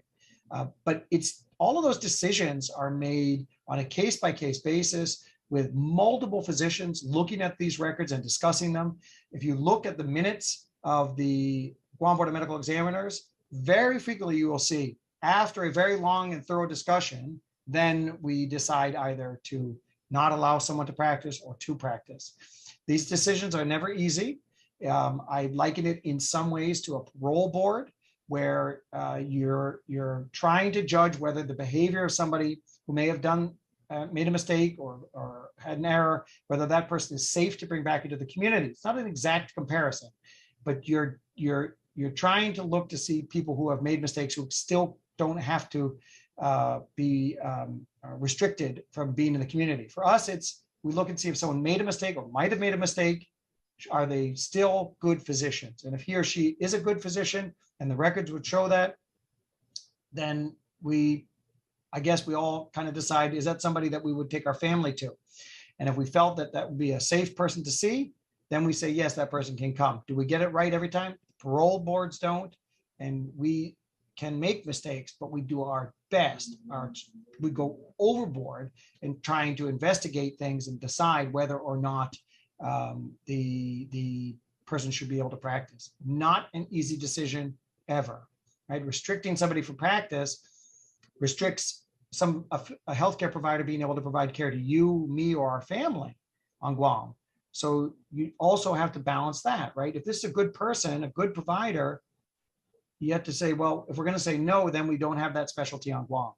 And that's not outweighed by any chance, by any measure, that's not outweighed by safety concerns. It's a balance, right? So it's not an easy job, and it's why we have an extremely difficult time recruiting people to be on the board. You want qualified, experienced people to be on the board, and many see the what are deemed by most as political attacks, and they don't want to be in that firing line. So I think that if people came and saw what we did as individuals on the board and how we practice in the community and how we don't want bad doctors here either, our families are here, maybe they would see that there is a genuine other side of the story that is just as important. I don't mind getting scrutinized by the legislature. I don't mind that. That's part of what we know is going to happen. It's just one has to be fair and be cordial and nice and not attack, but rather collect data. Don't look for, things to bring to the media the next day of, oh, it's only 50 people were in the system. Yeah, that's because we have to go back to 1972 and look for drunk driving accidents of people who died 30, 40 years ago and see if we can find it in their high school yearbook. I'm not sure. So those attacks, looking for reasons to attack, I think is a bad way to approach healthcare. Thank you for your thoughts, Dr. Berg. And I guess for my last question regarding this whole topic is, what letter grade would you give the GBME, relative to? I don't think that I would say you can give a grade to somebody. I think it's an ongoing process, and I would say certainly we meet as a quorum. Even during the pandemic, we had very few times that we weren't there as a quorum, that there's participation of members of the board that is very high. And I'd say we have highly qualified people who care. So from that standpoint, I think we're doing an excellent job. I don't think that a grade is appropriate. I don't think any board could be graded overall.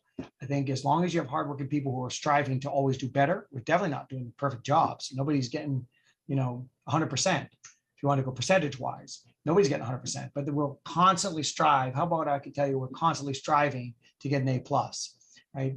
Do we hit that mark? Not every time, but we have a record of trying our best and doing our best, right? So that's all I hope that people expect of us, is for us to do our best for the community and know that we live here too. And if I go to the emergency room at Guam Hospital, I may get a doctor that we passed as allowing to be able to practice on Guam, because it might be me who needs to see that doctor.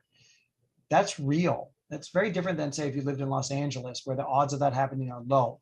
The odds of that happening here, if you go to the hospital, high, especially when we have very few specialists. It's very high that my family, your family, my neighbor, my friends, my coworkers are going to need to see that person too. So the thing I would say is we strive for an A+, we do our best. Thank you, Dr. Berg. Lastly, is there anything more you would further like to add or share about all of the stuff we talked about, from lifting restrictions to, this whole topic? I think that in the spirit of coming through the pandemic together as a community, and I would say even as a healthcare community, whether you're the chair of a healthcare committee or you're a physician in the community, for Guam's there are so many good things about Guam, but what I always feel best is, what is the best part about Guam, is that we come together as a community. And I think it's been a struggle to get through the pandemic, and we can come together and work towards always making our community better and better. The next tragedy is coming, right? Whether it's a typhoon or some financial crisis that hits us. But as long as we work together and don't attack one another and say, how can I help you, right? As long as we're out there saying that's the positive component of Guam, is how do I help you? Not attacking one another, not splitting and dividing, but coming together. I hope that as we come out of the pandemic, that'll be a turning point where we can come together and work together in all aspects of healthcare and public health for our community, and making sure we don't leave people behind as well. Thank you for that, Dr. Berg. I guess that's it for this weekly meeting with you. All right, there you go. Daniel Perez, our public health reporter of the KUM News team, with that interview of Dr. Nathaniel Berg, the Guam Board of Medical Examiners chairman. We'll get to your comments in a little bit, but first let's go ahead and get to the Speaker of the Guam Legislature, Speaker Teresa Terlahi, who is the health chair. She has oversight of the Health Professionals Licensing Office and the Guam Board of Medical Examiners. Good morning, Madam Speaker. Good morning, Chris. Good morning, Guam. What an interview that was. I'm not sure whether I'm shocked or I'm not surprised. Yeah, and I guess we'll just start there, Madam Speaker. There was just a lot of stuff to unpack from that interview. So just your reaction to the interview, and if you wanted to go through any of the points that Dr. Berg had raised, go ahead, you have the floor. Overall, I want to say, all we did was what I believe is our job. And here in the legislature, we have only a couple powers. One is to write bills and appropriate and direct policy. And the other one is to conduct oversight and ensure that every agency, every board, every public official, can be held accountable. And we use our powers that way just to bring openness to the procedures so that the public can understand, and so that we also in the legislature can understand where in the policy there may need to be changes. And so that's the purpose of the oversight, is to find out where there might need to be changes. And Chris, we did these oversights. This is not the first oversight that I've had over the Medical Licensing Board, but my oversights of this Medical Licensing Board might be the first oversights that the board has ever seen. Ever. So, but we've done them because of multiple complaints. So this last oversight was directly because of multiple complaints by different people regarding, allegations that the board was not addressing their complaints promptly, that they were not giving to these complainants any kind of answers or responses, or, we can't get to your complaint because of this or anything. And they were just not. There was no feedback given to them at all. And so we've actually seen complainants that have waited for years for any response from the boards. And then we know that in the interim, while these complaints are pending, licenses are continuing to be renewed. And for me, that's an issue, right? So we're continuing to renew licenses before we resolve these pending complaints. So do we know whether, those complaints are valid or not? And if they were valid, should that person be licensed? Those are absolutely, the job of the board. And I actually invited every single board member to come because I wanted to hear from every one of them and I wanted the public to hear from them, because I think it's important that, we're trying to establish trust between this licensing board and the community, where there's, allegations of, they may not be doing something enough. And so I wanted to hear from each of them to, explain their side as to, why they aren't acting promptly on some of these complaints, or what other impediment there was. And so we found out things during that hearing that I think were very important. And, first of all, we were able to discuss the timeline of some of the complaints. Some of them went back all the way to 2019, right? And I'm not judging, but I am definitely going to expose. And for me, I'll tell you personally, I don't find that acceptable, right? That we are going to continue to license people while the complaints are outstanding, especially complaints of sexual assault. We're not talking about complaints of overbilling, complaints of, something that maybe can be easily settled, but we're talking about, very serious allegations of criminal sexual conduct. And so I think those need to be resolved promptly. And we were so lucky that some of the victims were willing and able to come out and talk about it, because if they weren't, even I can't tell what those complaints are. They're confidential. They're only identified by number. And so I don't know which of the complaints are the ones that are pending the longest, except for these victims who have come and been, courageous enough to speak out about them. So I definitely found reasons for the board to regroup and improve. And the Allied Health Board, who we also had an oversight of. Now, the Allied Health Board is composed of so many more different fields. It's so much more complex, I think, for them because of the different fields.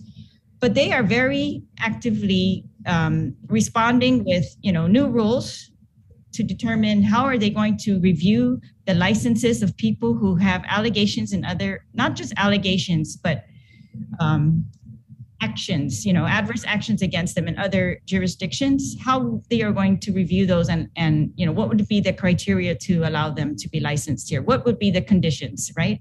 They want to decide that in advance. They also are actively engaged in writing rules so that they can keep track of the timelines of these complaints, get back to the complainants, right, in a very timely fashion. And these, so, I'm looking for the medical licensing board to do the same. And I'm hoping that the doctors of our community are also going to, call their representatives on the medical licensing board and say, hey, that's not satisfactory. We can do better. And we should do better because it's a matter of trust between the doctors and the community, right? They want to know that these doctors, we can trust them. And that's the whole purpose of that law that was passed way before my time. It was passed by Senator Rodriguez at the time to put up on the website the records of these physicians that are being licensed on Guam. We're not putting up records of any other physicians in the world, only those that this board decides to license. That's who we want the records of. And we don't want their records from high school. We want their records from when they were practicing as a physician. And the statute's very clear as to what is required to be put on the website. It's, convictions because of your practice, right? Misdemeanors, felonies. And I think patients have the right to know that. And then I think it's called patients' right to know, or, it's patients' right to protect themselves, really, right? So they can decide when choosing a doctor whether they want to go to one that has multiple actions in different jurisdictions regarding sexual conduct or not, right? Don't you think that patient should have the right for that? I definitely think so. So no, I don't find this law that Dr. Berg was complaining about. And by the way, that's the first complaint I've heard about that law, because otherwise, for every other oversight, we've talked about this and they've talked about the progress they're making. They've talked about the RFPs that they've issued, how they had to get help for, some other website creator to help them with it and all of that. And we've tried to assist in that regard to facilitate them, access to their funds and access to, procurement of what they need. And so they have been successful. They've procured the website person. They've procured attorneys to have actual hearings on the complaints, but not a single hearing has actually occurred. But the procurements, they can't complain about not having the money because the medical licensing board has more money, I think, than any of the other boards. And their money is their fees. So whatever they charge their doctors to become licensed, that's what they get to use to, enforce the rules on these doctors. And, it's just, I don't know, Chris, yeah, it's kind of an overwhelming, I think it was, I don't know how to explain it, but that's kind of that was a lot of things that Dr. Berg said in that interview. And I'm and he used my name quite a lot, but, I have utmost respect for these doctors and, what they do for our community. But those who serve on the licensing board, I believe have to answer to the people of Guam. They are doing a government service for us. Yes. And they are volunteers. Yes. I acknowledge that. But they've all sworn to do this. They've all volunteered to do this. They all know the job and how much time it's going to take. And I hope that they are all committed to doing that. And if, they have real issues and they need changes in policy, that they suggest those, because that's what, I'm going to work on now, seeing not whether to reduce the amount of information that's put on the website, but actually to increase it. Because of this issue we have now, it's if you have an outstanding complaint, it can go on for years, and that person, according to our law, will continue to be licensed. Well, I have a problem with that if the board is not going to act on those complaints promptly. So we're going to try to address that. Yeah, Madam Speaker. I'm not trying to divide the community here. I don't think doctors should be divided from our community. I think they're part of our community, and they should stand for the same things that we stand for here in our community. And that is, we don't want to be patients to become victims. That's number one. That really is number one. We don't want that in any profession. Even Phil Flores, he's the vice chair of the medical licensing board, and he is the only public representative on that board. The rest are all physicians. He also, he stayed to the end of the hearing, and I want to thank him for that. And he also, concurred. I thought by the end of the hearing that, yes, we can do better in informing patients of our actions, and that, if we can act more promptly, then we should, and so I don't know. Yeah, Chris, let me get in a speaker. So I watched the hearing. I watched this interview, and I don't know. I mean, from Dr. Berg complaining that the law requires the Guam Board of Medical Examiners to put on a website more information than any other jurisdiction in the world. I mean, from that to just calling the oversight hearing political, and I mean, it kind of seemed like he had an issue with every aspect of the law. So at what point do you kind of look at his chairmanship and maybe say that you don't have confidence in it? Because I don't think he said one word about resolving the patient complaints or really addressed any of the concerns that are brought up. I mean, he didn't even stay for the duration of the hearing. And so as a patient, Madam Speaker, when I look at this, I feel like it's an egregious abuse of the public's trust. When I listen to this interview and I hear how, I mean, it is what it is. I feel like it was a lot of excuses, and I didn't hear anything that reassured me or anybody who had a complaint before the board, because he didn't address any of those significant issues. So I mean, well, I'm telling you, that interview that you just played is quite shocking. I'm shocked that is the response to an oversight hearing, right? To me, calling this personal attack on me because I, as the head of the Legislative Committee on Health, called an oversight hearing on the Guam Board of Medical Examiners. That's the type of response that we're going to get. I was trying to be accommodating of their time because they've got so many issues. If I call a meeting or a hearing during any time of the day, so we put it at the time that they normally have their board meetings. We try to accommodate, them, and we gave them the questions in advance. My questions were very simple. What is your process to license people with, adverse determinations in other jurisdictions? Do you have any standards as to, when one person gets in or when one doesn't? I think they all have been getting in. I'm not sure, right? It's very hard for us to micromanage or to look at the details of their decision. So all I wanted was the policy. What policy are they using when they make that? And pretty much we found out it's up to every individual physician to just, while they're there, to determine whether they're going to allow this person or not. Then, we gave, like I said, we gave them every question. The other questions we gave them were data, right? How many cases, and their answers, or Dr. Berg's answers, the chairperson's answers, were, I found quite unacceptable. They were like, we don't know that number. You're going to have to ask the HPLO staff for that. And that HPLO staff, that's one thing I completely agree with Dr. Berg.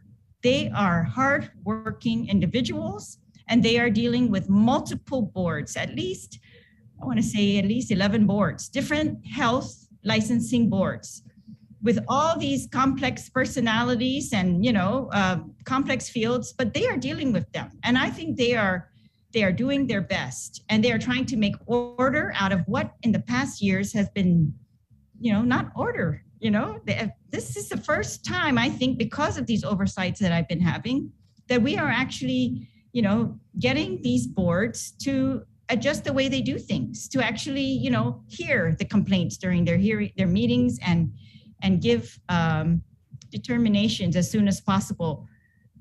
This is the only board that is saying, they can't do their job, if that's what Dr. Berg is saying. And that's why I really wanted to hear from the rest of the members to say, I believe that they are there in good faith and that they still believe that they can do their jobs. So yeah, and these licensing boards, okay, so the way they're funded,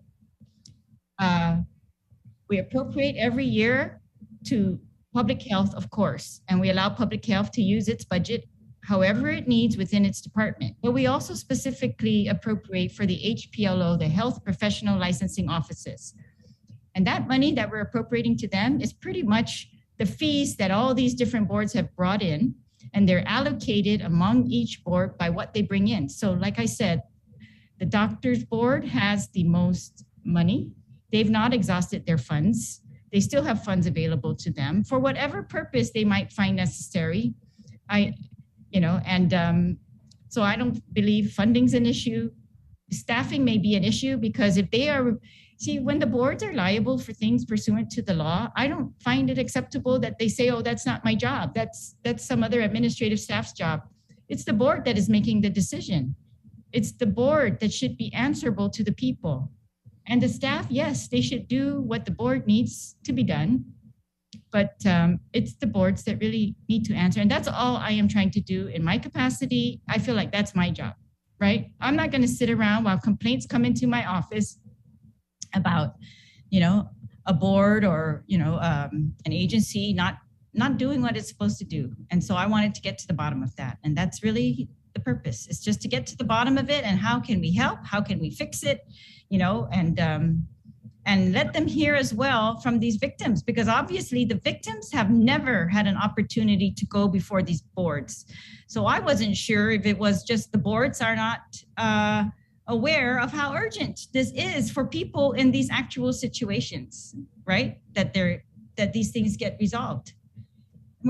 So in these particular recent cases of sexual misconduct, I think I'm glad the victims were willing to come forward, because that urgency in their voice is really what all of us need to hear. Yeah. I mean, at this point, Madam Speaker, with the oversight hearing, and then even going back to Dr. Berg's testimony on Bill 112, I mean, if you just, anybody, and that's why I play this interview, is because you're right. I feel like I want the public to hear this. I mean, it is what it is. I just play it. It's his words. We played the clips from the oversight hearing.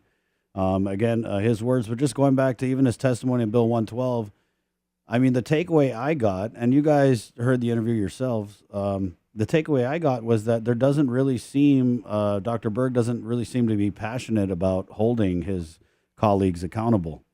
And I think the proof is in the pudding when you look at the GBME and whether or not they are doing their job. I think we can all agree that they're not. I mean, even up to today. So when I asked you the first question to respond to the interview, you said that your job was to hold these oversights and to make determinations about what types of fixes you can make in policy. So are we anticipating any policy fixes in the form of maybe some bills that you're going to introduce relative to the GBME? Yes, I actually am working on some bills. And like I said, one of them is going to be, to address this gap. There's a huge gap between we're not allowed to publish any complaints, right? Yet these complaints can linger for 3-4 years, right? No way, that can't be acceptable. And in the interim, they continue to be licensed. So that combination of things, I think something there needs to change. It's either you address the complaint and then you renew their license, or you, at least publish the complaint so that people will know that this licensed physician actually has an outstanding sexual assault complaint, right? And of course, we're trying to, I think the policy was to keep these confidential until it's like innocent until proven guilty. I believe in that, but I just think we can't hold off on the trials, right? We need a determination. That's how justice is brought. That's how justice is brought, particularly to victims, right? And so I just think, I'm just hoping the board, will bring, other, well, we look at it after the hearing, but I'll tell you what bothers me. After that hearing that we had, the next meeting, my staff attends some of these board meetings whenever we can, just to keep tabs on what's going on. And so my staff's reporting to me that they were actually discussing removing the list of complaints from their agenda so that the legislature can't keep track of how many complaints there are outstanding and what years those complaints were filed. And for that to be the response after the oversight hearing, I don't even want to use words. That is kind of, I don't find that the correct response. But, these boards, they're independent of my interference. They are making their decisions on their own. I am trying to direct the policy. I'm trying to show what they're doing. I'm trying to show to them as well how the public feels. And so I'm just trying to I feel like we can all, do better, and that we should. And anyways, that's that's something I'm going to be following up on. Okay. There's the last question, Madam Speaker, and just going back to Bill 112. During the hearings for that, right, the doctors had, there was a common thread. They said, don't do this. All the doctors are going to leave Guam. It's going to make They said, they pleaded, Yeah, so they pleaded that they were very sincere. And I totally believe that they were sincere. And they said, let us handle it. We will handle it early on. We will take care of these patients, and we will take good care of them. And if they are not satisfied with something or something went wrong, allow us to take care of them first. Don't give it to a magistrate. They told me, don't, do this, don't do that. And, so I am looking for these doctors. And that's why I'm hoping that, some other doctors in our community are also going to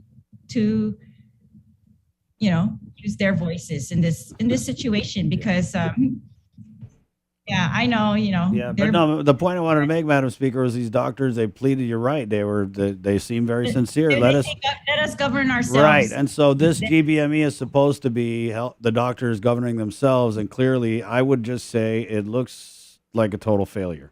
So what does that mean with Bill 112? If the doctor said we're going to police ourselves, and so are we thinking about reintroducing that, or does that even come into play? It's still in committee, and so what I promised was we're going to have another hearing on it, and I am going to incorporate as many of the suggestions as I feel are reasonable, that they are consistent with the intent. And so we're going to do that, of course, have another hearing, and hopefully be able to move on that soon, together with these other bills that I'm introducing.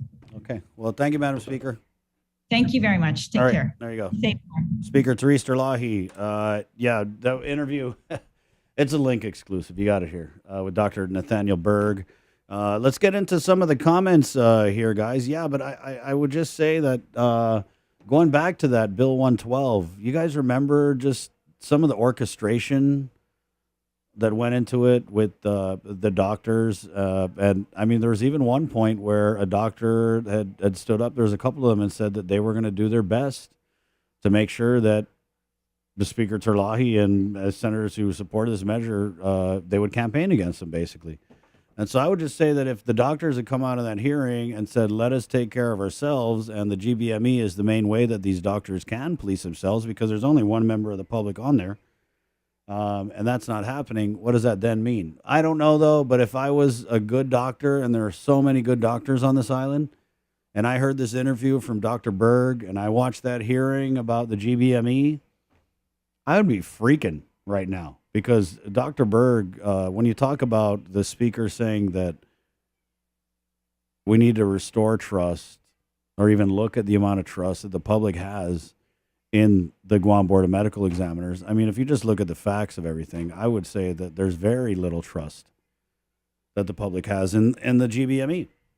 And so if I was a good doctor hearing these things that Dr. Berg is saying, I would freak. I would start coming out and speaking out against it, or, maybe pull Dr. Berg to the side, because at this point, I'm really surprised that there isn't a petition circulating to remove Dr. Berg as the Guam Board of Medical Examiners chairman, just because you would expect more from a chairman. Like when I listened to that interview, I felt like I was listening to the interview of just a regular member of the board, but he is the chairman, the titular head of that board, whose responsibility is to carry out all of the mandates that the Guam Board of Medical Examiners has to carry out, which includes accepting, addressing, investigating patient complaints. And that, to me, is the biggest thing that they have to do. And patients are filing complaints.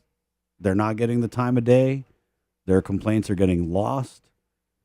Right? And like the speaker had said, we're not talking about, what kind of complaint that they gave you the wrong medication. We're talking about like criminal stuff, sexual craziness. So yeah, there you go. It's 8:02. We're going to take a quick break. Our 8 o'clock news is coming up next right here on the link. And then we'll get into some of your comments after the break. Good morning. Good morning. Stickers, partial or full.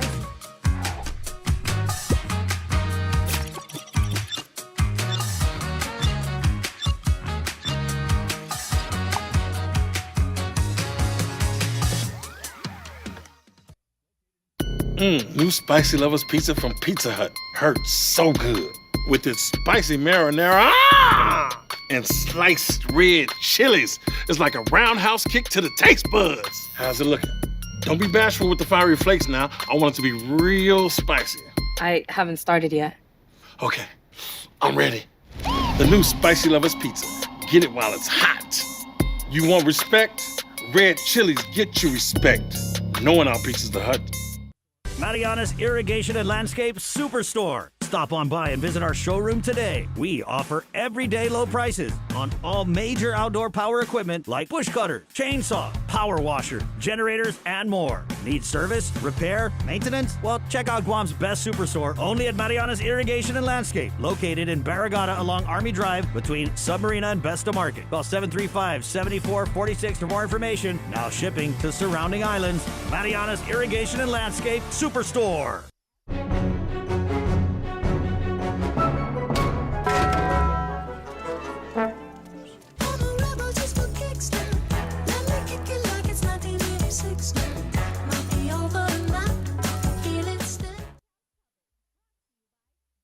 Get the job done the right way by getting the right stuff at East West Rental Center. With years of experience helping builders, we definitely got what you need. Call 646-1463 or visit us in Upper Tumon. Open Monday to Saturday from 7 a.m. to 5 p.m. and on Sundays from 8 a.m. to 5 p.m.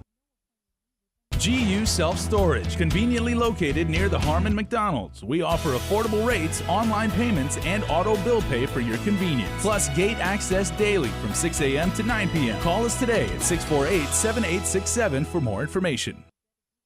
The relationship between Guam and Manila, Philippines is undeniable as we share similar cultural traditions, history, and heritage. With generations of Filipinos calling Guam home, KUAM presents a monthly look at the capital city featuring in-depth and engaging interviews on everything from medical tourism to new business and government leaders. Veteran newscaster Nestor Lecanto delivers Beyond Our Borders. This special program is brought to you by KFC and the Medical City, where patients are partners.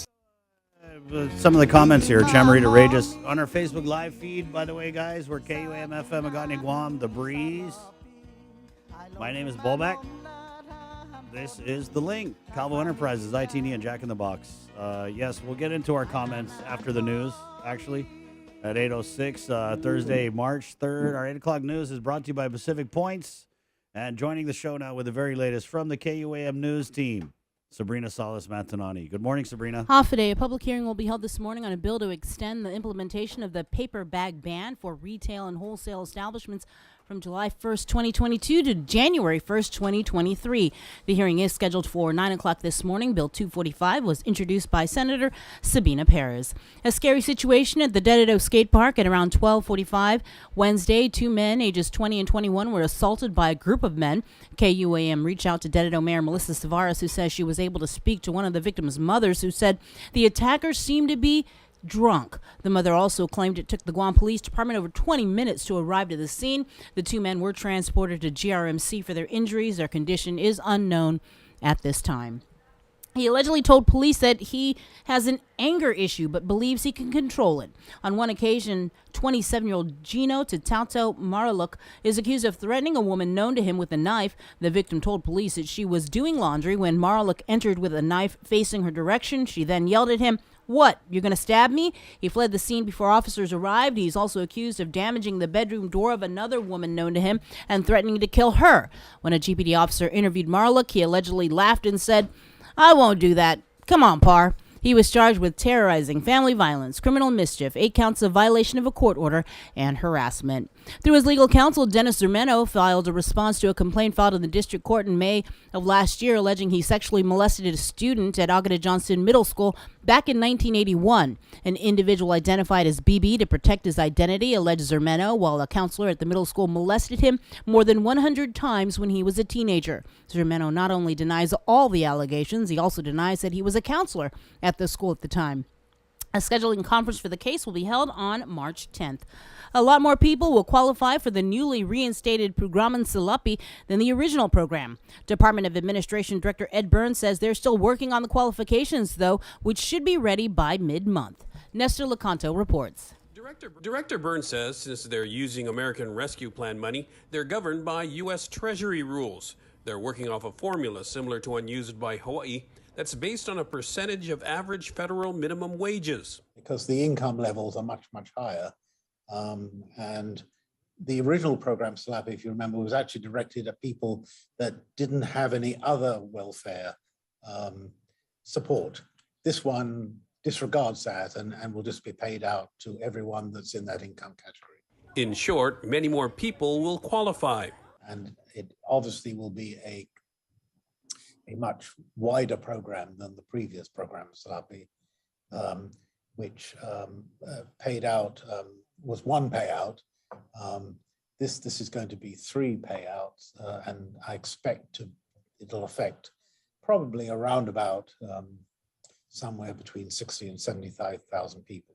But that means a lot more work for DOA, which will have to cut 3 $100 monthly checks instead of just 1. I think it was decided that it would be in the benefit of the recipients to get three different payments because it allowed them better to budget. The original aim was to supplement monthly gas purchases in the face of soaring fuel costs, although the money is not restricted to just gas. You'll be able to apply online by mid-March or at DOA offices in the ITC building or at your village mayor's office.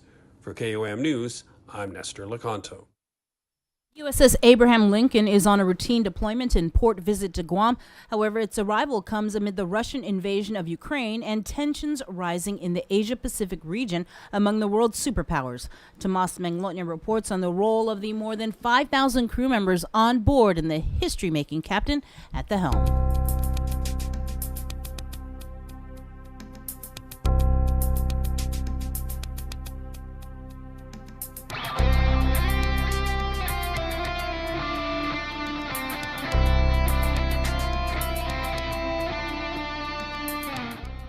Over 5,000 crew members are aboard the USS Abraham Lincoln that docked for a port visit to Guam after leaving San Diego on January 3rd. They've traveled over 19,000 miles, including for multi-carrier operations in the Philippine Sea and South China Sea with allies. Every day, these sailors are working really hard to preserve the freedom of navigation and free flow of commerce throughout the Indo-Pacific region. A very important mission to both of our all of our nations. Commanding Officer Captain Amy Barenschmidt is the first female at the helm of a nuclear-powered aircraft carrier. They're joined with a carrier strike group. Her first visit to Guam was in 1997, and it's her 6th deployment in the Western Pacific. This time as Russia invades Ukraine, and focus is split with another eye on China and North Korea. There's no question that the actions from Russia, they violate kind of the core principles that govern global peace and security, and their actions also have unified the world as well as further isolated it, and they stand in contrast to the principles that we uphold. With respect to China, we're focused on strategic competition as a nation with China to counter Chinese Communist Party malign influence in order to maintain a free and open Indo-Pacific. The military's might on full display as some of the Navy's best fighter aircrafts on board, weighing up to 64,000 pounds, can launch every 30 seconds. We watch the news just like everybody else watches the news, and we're just ready to respond wherever our leadership has asked us and tasked us to go. They're laser focused on staying ready, and they're also staying COVID safe while visiting the island with a 100% vaccination rate and no cases so far. It's a long time coming for the at least 16 crew members on board with ties to Guam. Monique Camacho Winslet last visited with the Navy 6 years ago. Once I see my godkids and my aunties and my uncles and my brother, I'm probably gonna cry and then eat my feelings because, I miss the food. A chance to catch their breath while the world watches nations navigate changing tides. Tomas Manglotnya for KOM News. Operation Talon Lightning is launching in Rhoda. According to Joint Base Pearl Harbor and Joint Region Marianas, the Terminal High Altitude Area Defense Battery is deploying a THAAD remote launch package, including one THAAD launcher. The equipment is being moved from Andersen Air Force Base on Guam to the Rhoda Airport. A media release stating it will allow the military to gather data and test its capacity. The THAAD launcher is able to be controlled from a different location away from the control center. Rear Admiral Benjamin Nicholson says that missile defense is the top priority for Indo-Pacific Command in the region. This is just an exercise and is not a permanent deployment. The latest with the invasion of Ukraine. The Russian military has intensified its bombardment of major cities across Ukraine. In Kharkiv, Russian missiles heavily damaged a government building. Just 80 miles west of the capital, firefighters battled a blaze in the aftermath of a suspected Russian airstrike. The mayor said the target was a residential building near a hospital. At least 4 people died, including a young child. In the south, Russians have launched sweeping offensives on strategic port cities along the Black Sea. With the Russians advancing, Ukraine's soldiers and civilians are digging in, determined to defend their nation, whatever the cost. Speaking from a heavily guarded compound, Ukraine's president pleaded for more help. He says if Ukraine falls, Russian troops will be on Poland's border. President Biden has said some tough words for Russia yesterday. He vowed to make President Vladimir Putin pay a price for his invasion of Ukraine. At the United Nations in New York, the General Assembly approved a resolution demanding Russia withdraw from Ukraine. And there's more economic backlash for Russia as Apple stopped selling iPhones and other products, saying it's deeply concerned about the invasion of Ukraine. ExxonMobil says it's preparing to shut down production and investment in development projects. During his State of the Union address, President Biden acknowledged the effect COVID-19 has had on the economy in ways it has impacted Americans. He highlighted relief provided by the American Rescue Plan, positive job numbers, and economic growth. Reacting to his address, Congressman Michael Sanigla said, quote, "We share the president's sentiments that it is time to open up our community, support people getting back to work, execute to normalize managing COVID like we do all other illnesses and diseases, and get all of the relief money the Congress made available, to include the over $400 million this administration is sitting on, out to our people." Meanwhile, the president announced that starting next week, Americans can start ordering another batch of free COVID test kits at covidtests.gov. Governor Lulian Guerrero says her administration stands wholeheartedly with the president, adding that now is the time for us to focus on rebuilding our future after 2 years of balancing the health of our people and economy. She adds, quote, "We fully support the president's plan to lower consumer costs, particularly on prescription drugs, energy, and childcare. These initiatives will build on the investments we have made island-wide and strengthen the relief programs being executed locally by the hardworking men and women in our agencies. As we walk this road to recovery together, we thank everyone for their collective commitment to moving forward." Another 226 new COVID cases were reported out of 820 tests analyzed on March 1st. 50 of those new cases were reported out of the Department of Defense. Also Wednesday, there were 27 people hospitalized with the virus. 2 people are currently on ICU care, and 1 person is on ventilator support. 20 are vaccinated, 7 unvaccinated. And that's your news. Chris? Thank you very much, Sabrina. You're very welcome. All right. Are we going to get you tomorrow, too, or? Yeah. Yeah, we're still doing the renovations and installations and all that great stuff. I wanted to, if I could, just we get just a little bit more. I know you talked about it yesterday about the hot spot that's coming up here in a couple weeks. No pressure. No pressure? What do you mean? It's a whole brand new midday show. Yep. It's going to be hosted by myself and Jason. It's from 12 to 1 o'clock in the afternoon. It's going to include, of course, local news, regional news, national news. We'll have in-studio guests over Zoom. We'll have live shots with some of our reporters, different sorts of community lifestyle segments. It's just going to be a great show. Man, I'm excited. Yeah. Do you guys ever miss, coming on and waking up early? I mean, I know you've been on the last couple of days, but asking for a friend. Really. I mean, because I always wake up early. Yeah. Do I miss you? Yeah. Of course I miss you. Thank you. Miss Mr. Christopher. You're going to miss me. Sabrina Salas. I want to hear you do the news in that voice one day. Sabrina Salas Matanani, the KUM news team. Yeah, on the hotspot, maybe. You get your wish. Yes, it's brought to you by Pacific Points, our 8 o'clock newscast. Thank you, Pacific Points. 8:18. Let's get into Chamorro news. We've been doing Chamorro news since way before Mes Chamorro. It's like reverse Chamorro Standard Time. It's proudly brought to you by First Hawaiian Bank with Uncle Ken Conception right here on the link. Buenos days to get some to be sa morgan ni KUAM News. Presenta ni Familian Mito gi First Hawaiian Bank. Dito na State of the Union address sa sanga ni Presidente Joe Biden pwede in effect ni COVID-19 gi ekonomiya tan mas gi ciudadano na Amerikano siya. Ay explica mas ang nasiste gin ni Federal sigon American Rescue Plan i mas make mas man matsotso janin na dalanto ni ekonomiya. Ilang delegado Michael San Nicolas na hunggan pareho na sonya sa ni Presidente na DBS tatutuhon bumabay kun medita data suporte aji siya para mabira sa tatiman matsotso tada natural itaymano para tatrata i COVID na chatnot tayguya itatsotso gi pumalo siya na chatnot Solitoris lapi no sinya gini Kongreso ng Amerika. Piora di 400 milyon pesos no gayes ta gini no sinisete ni administrasyon hujung para itatauta. Kasangan mas si Biden na giorto semana matutuhon talo di sinya manungkat gahaw di bad na COVID test kits gi covidtest.gov. Di mas matutuhan at si Operation Talon Lightning gizaluta sigoni Joint Base Pearl Harbor sa ni Joint Region Marianas at si Terminal High Altitude Area Defense Battery sa para ma-deploy at si THAAD Remote Launch Package no sumana uno na THAAD launcher. Ato na kosa sa para matuli gi Anderson Air Force Base Guinea estagwato gi Airport gizaluta. I-release si media ma-report na si Navy Sempre Militar para matuli presiso siya na informasyon sa para mate sa kapasidad na este na kosas. THAAD launcher sa siya mamaneha ginuto na lagat siya isang control center.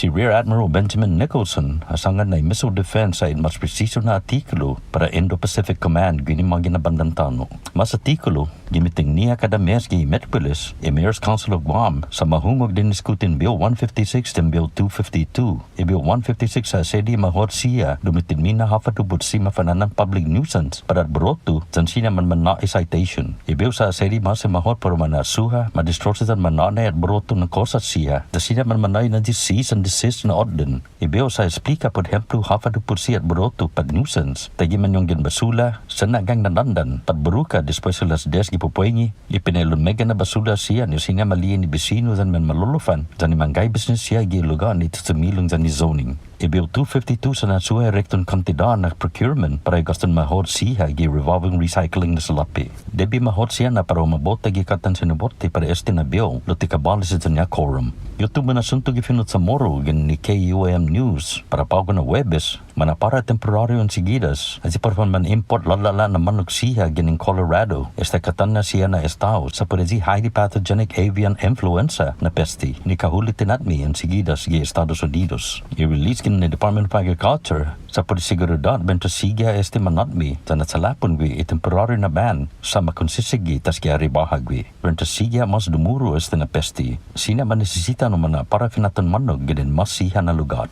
Por favor nota na este na ban sa aplika gwi gi para manalala na manog siya datasa na masaw para sada patkatni. The U.S. Center for Disease Control and Prevention sa report na highly pathogenic avian influenza na pesti sa tiafefekta peligro para sa lutaw-taw. Para Guam News Network, Balsikin Conception. Yasuto yung finot sa Chamorro sa presenta sa ninafatto ni Familian Mizo gi First Hawaiian Bank. Say hello to the First Hawaiian Bank mobile app. Got a question about your finances? You've come to the right place. Bring all your accounts together, even those that aren't with us, and see the big picture, right down to the smallest detail. Unlock powerful tools like Insights and Money Map that help you save time and take control of your finances. When you connect accounts with the First Hawaiian Bank mobile app, it all starts with yes.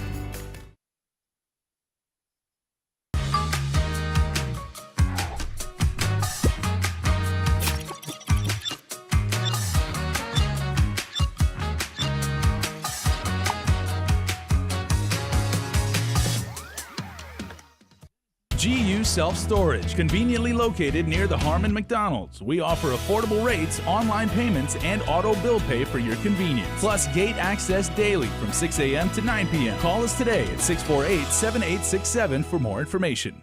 Get the job done the right way by getting the right stuff at East West Rental Center. With years of experience helping builders, we definitely got what you need. Call 646-1463 or visit us in Upper Tumon. Open Monday to Saturday from 7 a.m. to 5 p.m. and on Sundays from 8 a.m. to 5 p.m. I'm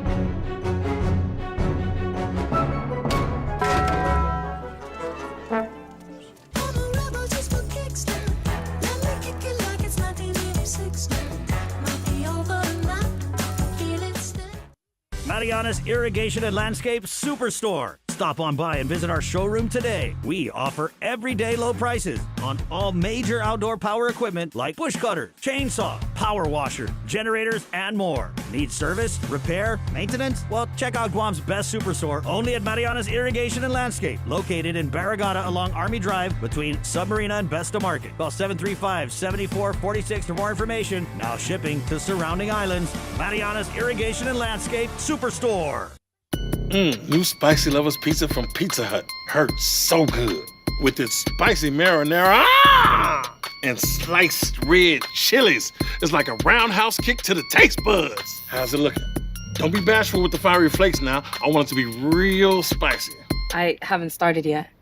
Okay, I'm ready. The new Spicy Lovers Pizza. Get it while it's hot. You want respect? Red chilies get you respect. No one outpieces the Hut. Join Nestor Lacanto for virtual in-depth discussions with the movers and shakers in our community every Wednesday on In Full Zoom. Presented by IT&D and Calvo Enterprises, Inc.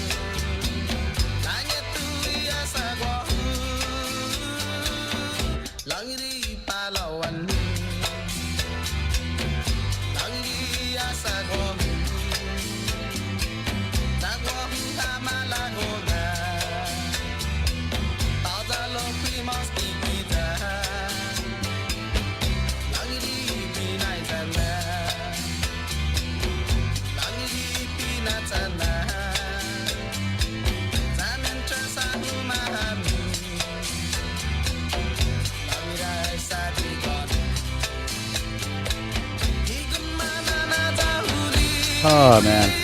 Hey, good morning. The original Chamorro rock star, JD Crutch.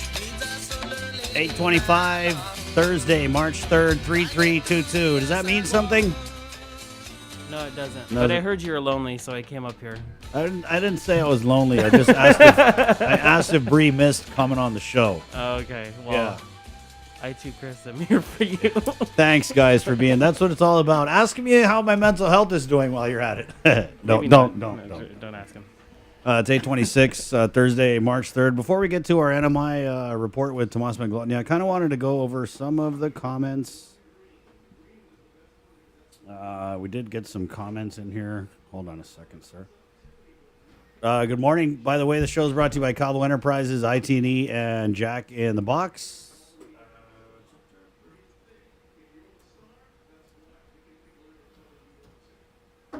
So we had the speaker on in response to the interview from Dr. Nathaniel Berg. Actually, I'm having some issues with my computer, so we'll go ahead and get to our CNMI correspondent, Tomas McGlutton, who's all the way right there with the very latest from the CNMI, covering regional issues for the KUAM News team. Good morning, Tomas. Good morning, Chris. Yes, today, in just about over an hour, the CNMI Senate will be convening for a regular session. Everyone's eyes are set on whether or not they'll be addressing the elephant in the room, which is the impeachment process, those trial rules. And I guess we'll get to see Senator Victor Holkug and Senator Paul Manglotnya in the same room once again and see what happens today.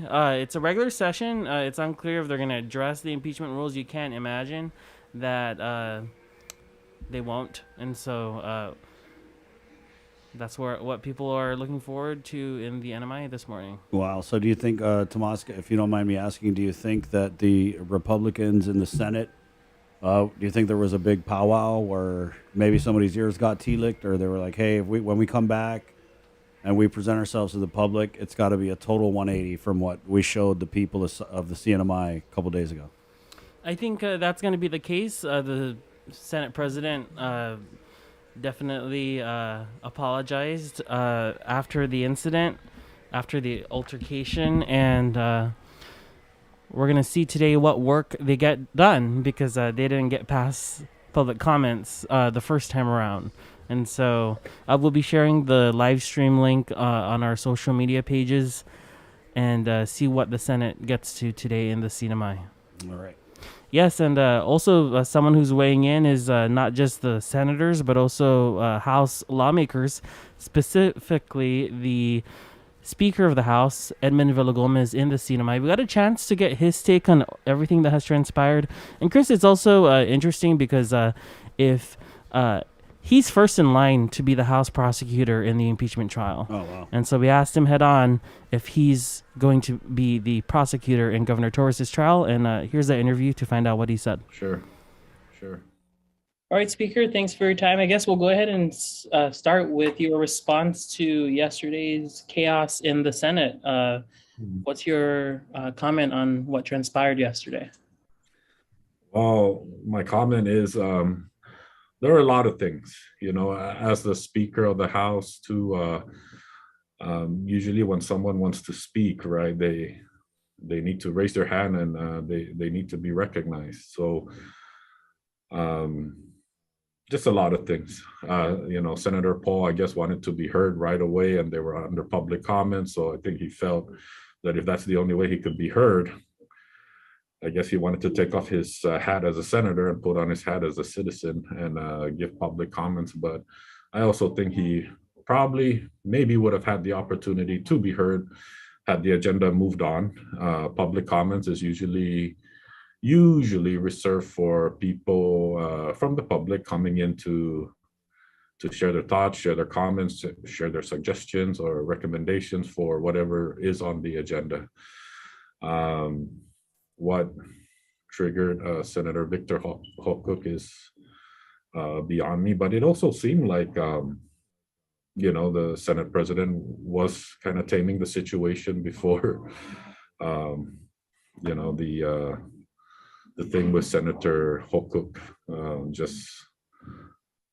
Maybe he had, I don't know if there's personal heat between the two but to me, it looked like Senator Paul was hot about wanting to speak, but then it also, he looked like he was kind of conceding to, returning to his seat. And when the opportunity comes for him to speak, that's all he asked, that he would speak freely for, the public. And let's talk about those public comments because of the 4 public comments, 3 of them were from sitting members of the House. Some of them were members of the investigation, the committee that looked into Governor Ralph Torres' expenditures. We received your press release a few days ago. It's no secret that you're troubled by the Senate impeachment rules.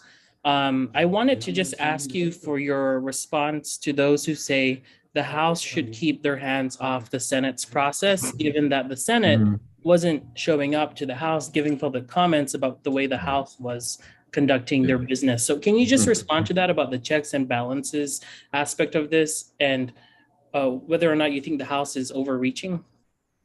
Well, at the end of the day, the Senate President is right.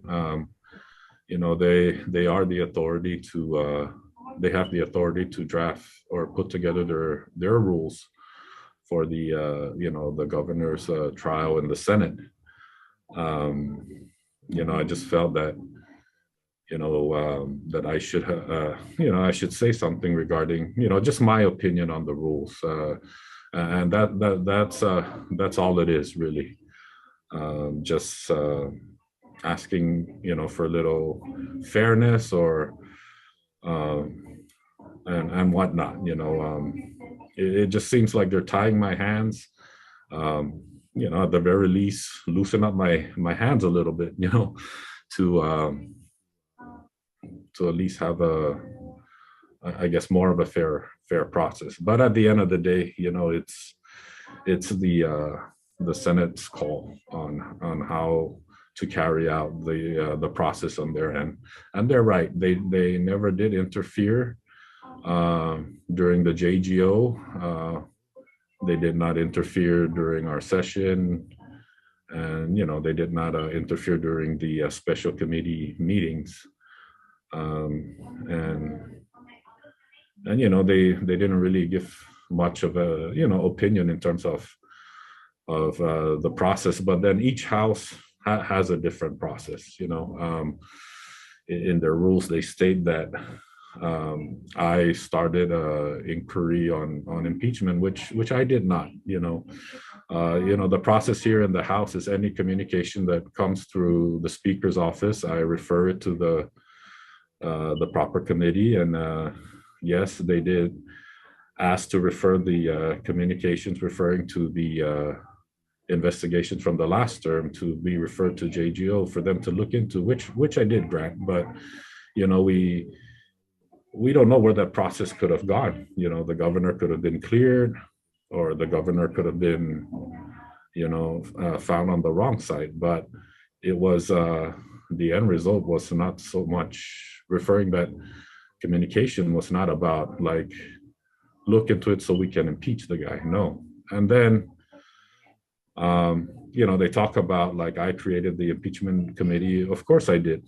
Anybody can introduce the resolution to impeach a sitting governor, lieutenant governor, and whatnot. It doesn't have to go through an investigation process. Somebody could just introduce it, and then it's just only right to create a special committee.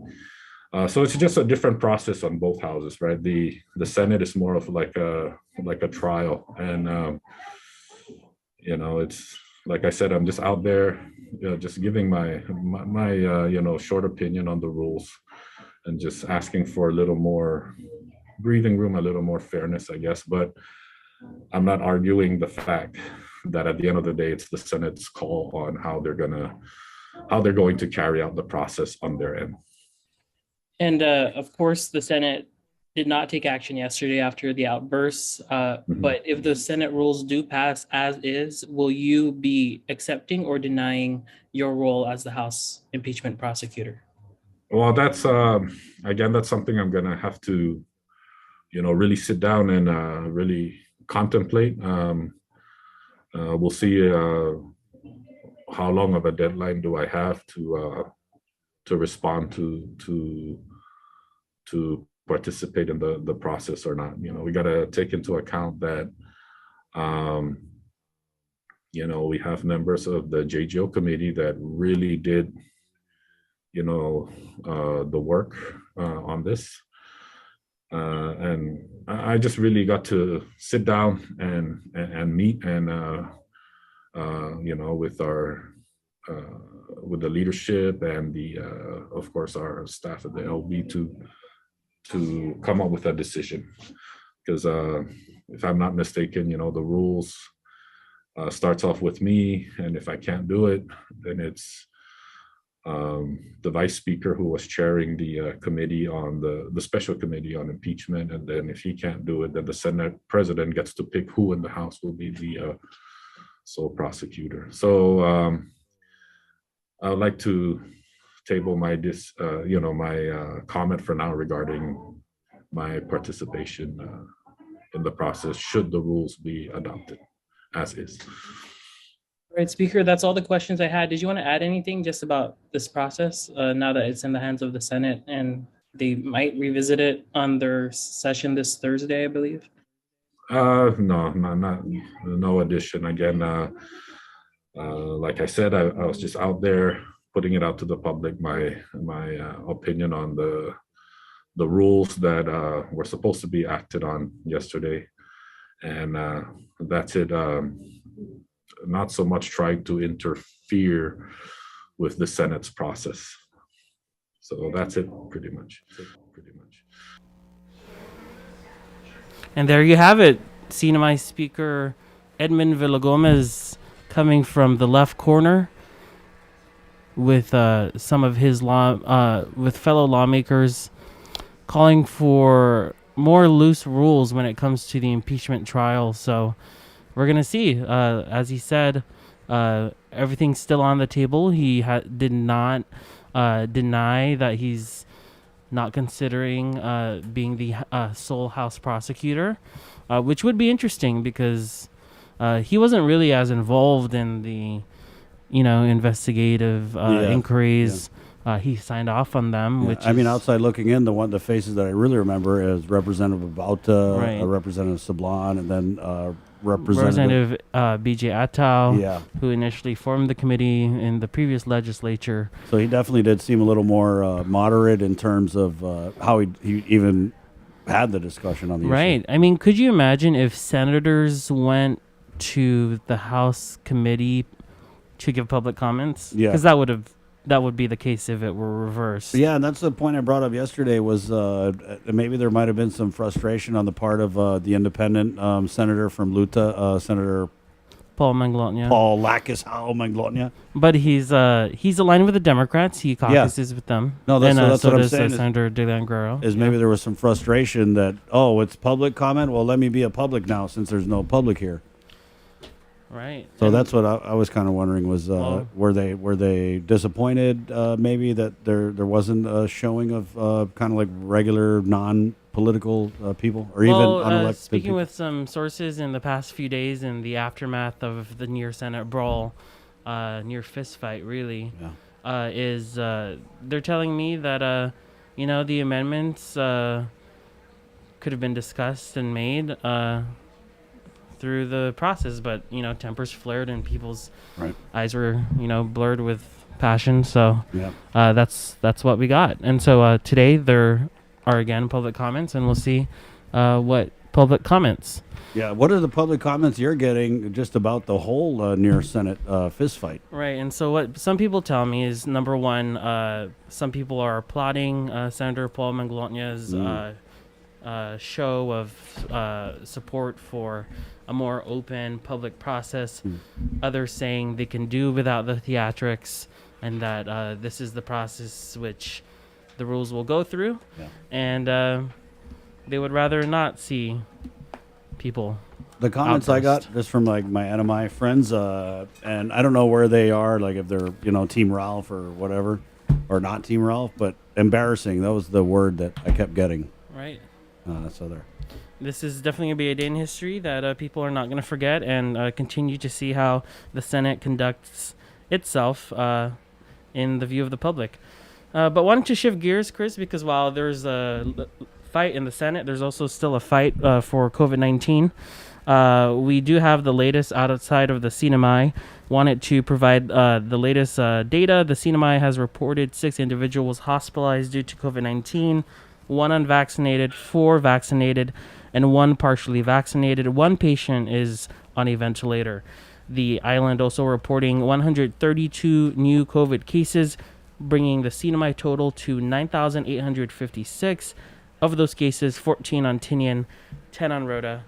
And Chris, some major news yesterday from CNMI Public Health. Not just your first dose, not just your second dose, not just your third dose, but your 4th COVID vaccine dose, your second booster. If you're on the CNMI, you can now get that. Here's that report from yesterday's newscast with Dr. Lily Muldoon, who's the medical director of public health in Saipan. The CNMI adds another dose to its COVID-19 arsenal. Eligible residents can get a 4th shot. This has been approved by the CDC for people who are moderately or severely immunocompromised.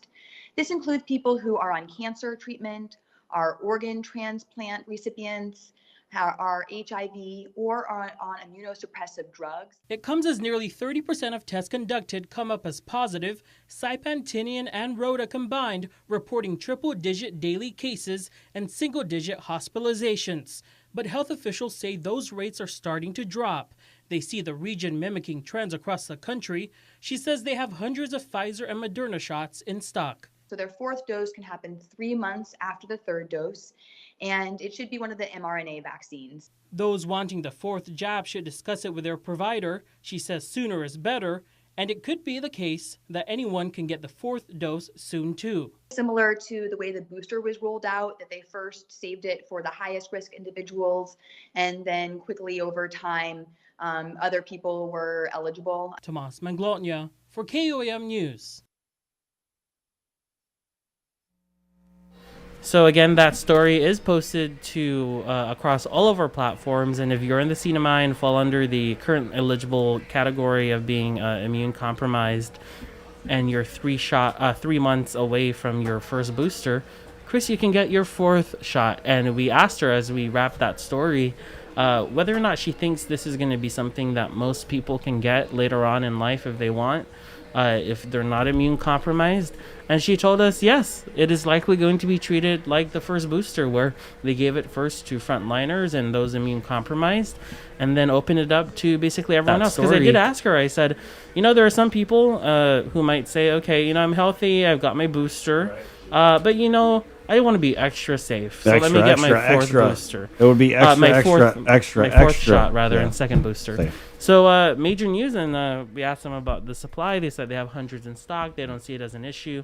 More than half of the CNMI population is already boosted, nearing 60% for the first shot. Yeah. And so the data is only going to grow, and continue to keep track of it, because while trends track downward nationwide, people are still being cautious.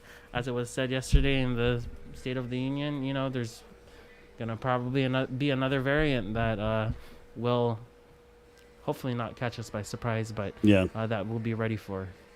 Tomas, one of the things I really loved about this CNMI near fist fight, the fisticuffs, the memes. There were definitely some memes, or memes as it's pronounced, Mr. Moore.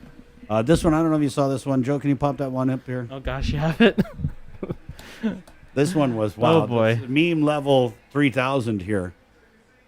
And we're talking about the fight of the night meme. Did you get that one, Tomas? Unfortunately, I've probably received them all. And, people are responding that way, showing what many have told me, was not acceptable. Yeah, so. And I think with the Senate President and his comments afterwards, he talked about decorum. Right. Yeah.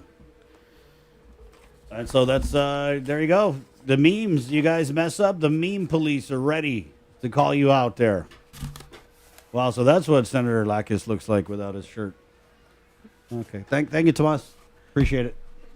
Tomas Maglotny covering our CNMI region. It is what it is, man. Oh, man. Just what a time. What a time. What a time to be alive. What a time friend. it is what it is. I got to get that on the shirt. What a time it is what it is. Hashtag. Yeah. Thank you. Let's hope, though, that we get some discussion today, because... you know what? Because nothing happened. Nothing happened after that. So right. But do you think there's going to be a show of collegiality? Maybe like a handshake to start the things. I don't know if you can expect a bouquet of flowers to be on the Senate, desk, but maybe Senator. We want to hear what they're going to have to say. What are they going to move substantively on? What are they going to get down the agenda? And so we're going to see that it's happening. Just at 10 o'clock, and you can go over to KOM Facebook to watch that. Thank you, Tomas. Yeah. All right, Tomas Maglotny, our regional correspondent, covering all things CNMI, doing some great regional coverage in the CNMI. And before we had Tomas covering regional news for us, we kind of just had to eavesdrop a little bit on what other media were doing in the CNMI, and I got to say, like, my understanding of the issues and like the politicians and everything that's at play in the CNMI, Tomas, because I wasn't very confident talking about it maybe, before you joined the team and really ramped up our coverage. But now I really feel like through your reporting, I have a pretty decent understanding of what's going on. So thank you for that. Yeah. No problem. It's my job. It is. But I know that, COVID and this impeachment trial has been some of the major headlines, but, we've also brought lots of great stories about just people on the ground, throughout all 3 islands, and all the other major developments on there. So, more to come. There you go. Thank you. It's 8:47. Yeah, let's go ahead and go over some of our comments here, as we did have a very eventful program for you this morning. I guess we'll just start here with Rosemary Laguarnia, who comments in relative to our interview with Daniel Pears' awesome interview, actually, with Dr. Nathaniel Berg Rosemary comments in here. Sounds like Dr. Berg is interpreting the law to fit his agenda. The law is the law, so follow it.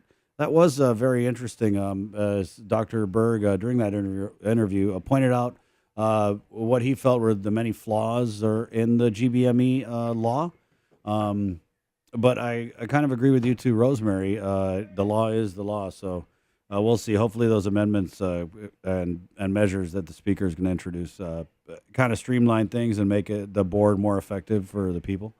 Chamorro Regis comments in here. Yeah, and when you see, really, I think it's only logical, a reasonable person would kind of look at what's happening at the Guam Board of Medical Examiners and then maybe draw a comparison to what's happening with the pandemic.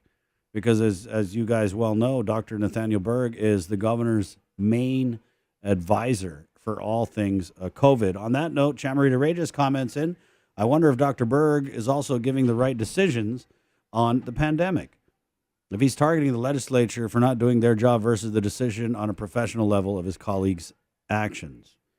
His whole attitude is showing he and other medical professionals are way above reproach from individuals beneath them, a.k.a. patients.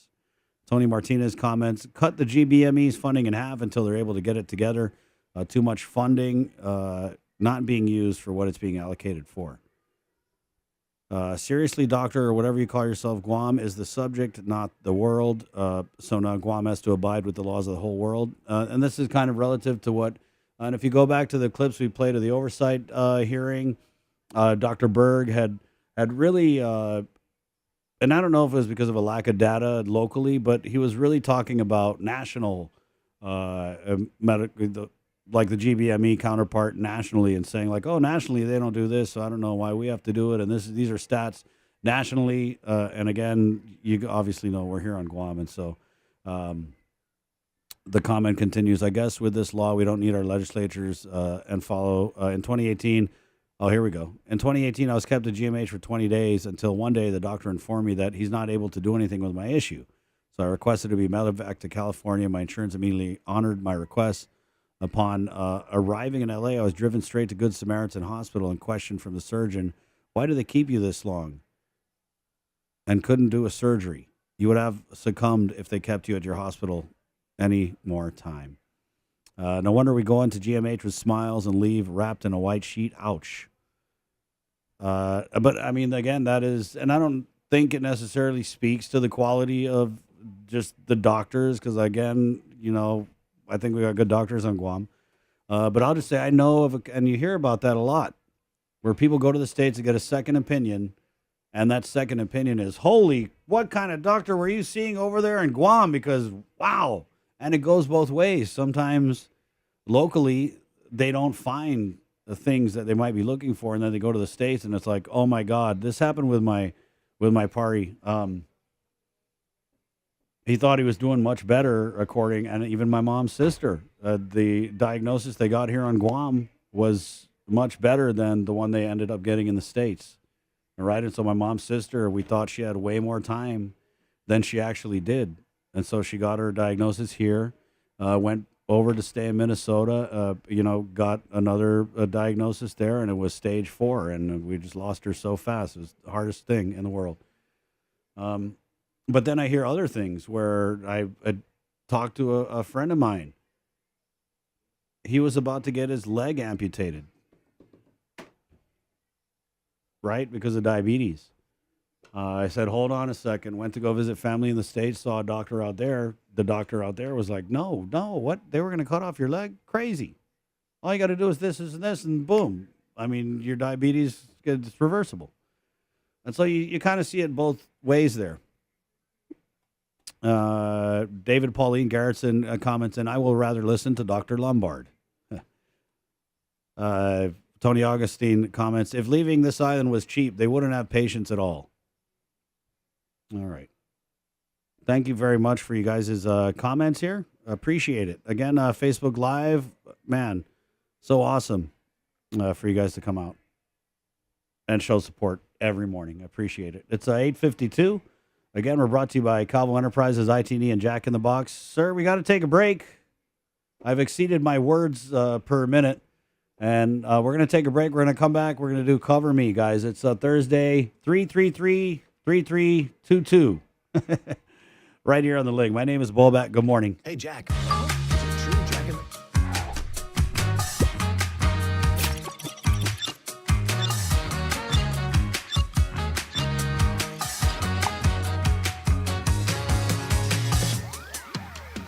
No bone is too hot for me. That's hot, boy. Barnett! Thank you. I just get emotional in February because Valentine's.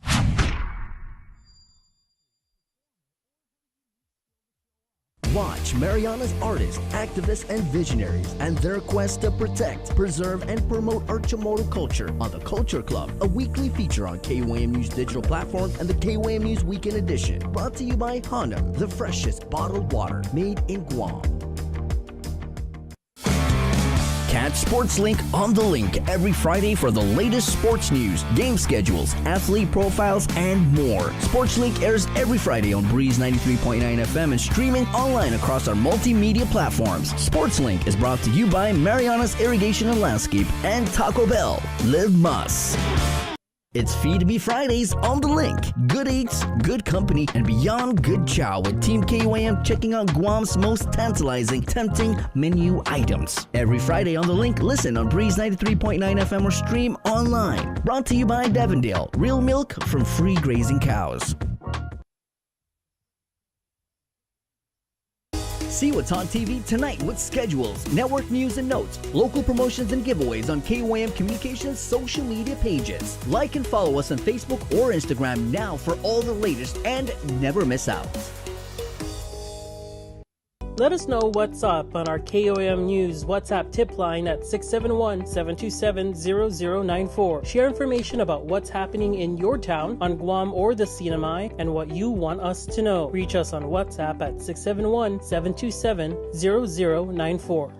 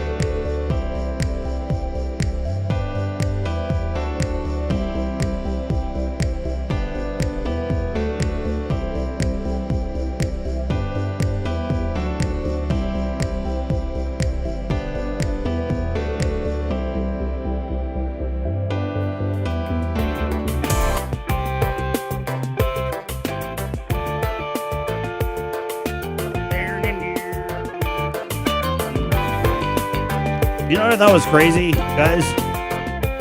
A very good friend of mine just shot me a message. Did you guys watch the State of the Union? You know what I thought was crazy was no one was wearing the masks, right? I mean, I get it. I feel like if once you make over a certain amount of money, then you don't have to wear the mask anymore. Is that what the criteria is? Huh? I think it is. If you make over 90K, then the COVID it goes around you is what it is. It goes around you. So, yeah, I just trip out on that stuff, you know, and whether it's our elected leaders who, you know, feel they don't have to wear the mask or elected leaders in the states. The thing I don't like about it is I don't like the whole do as I do or do as I say, not as I do. I just feel like if I was the president or whatever, and I'm asking people to wear the mask, then gosh donuts, I'm going to be wearing the thing too. You know what I mean? Because it sends a message. And if the message is we don't need to wear the mask, I mean, then okay, we don't need to wear the mask, right? It is what it is. But I did notice that. Yeah, I think those are the same people who were at the Super Bowl, the ones at the State of the Union. 8:58, guys. Good morning. It is Thursday. Open our books now to have a reading from the book of Docomo Pacific as they're getting ready to give you guys Cover Me to close out the show. And they're here to help. Their affordable connectivity program. It helps you connect to things that matter most, right? Like KUAM.com. You can't get on KUAM.com. You can't stream the link. You can't watch the hotspot when it comes out without that connectivity, So the ACP, it helps you connect to the things that matter most with $30 off select internet plans. So head over to Docomo Pacific's Tamuning HQ to see if you qualify. Awesome location, man. Qualifying households get a free router with an additional $45 off for limited time only. Visit Docomo Pacific and ask about ACP. You down with ACP? Docomo Pacific, better together. Cover Me is also brought to you by Burger King. Yeah. I'm going to do it today, guys. Just in time for Lent, the BK Big Fish Sandwich. Or, this is they didn't have this in the New Testament. They didn't have it in the Old Testament. The Impossible Whopper. They've got to amend the rules to include the Impossible Whopper. You know what I mean? Because they say in Lent, right, you don't eat the flesh of animals. The Impossible Whopper, if the big man is looking down and you see him eating that, you got to be like, nope, sorry, big man upstairs. This is impossible. It's 100% Whopper, but it's 0% beef. Okay? So if you don't like the beef, this is for you. The Impossible Whopper. BK, your way. 8:59. My Chalu Fluff. With our Cover Me this morning, it's Islas Marianas. My name is Chris Bobak. Sorry, I'm identifying as Bobak for Chamorro. Joe, sir, good job. Right on. Sabrina Solis Metanani, thank you so much for gracing us with our news this morning on the show. To the Link audience, just keep being the smartest audience in the world. I mean, just when I see you guys out there and I talk to you, when I look at your comments, one thing I really love about our people is they are paying attention, right? We might be broke, but we paying attention. It's KUAM-FM, Agotni, Guam. The Breeze, again, Fluffy with Islas Marianas. It's Cover Me, brought to you by Burger King and Docomo Pacific. Guausi Bobak, está adios!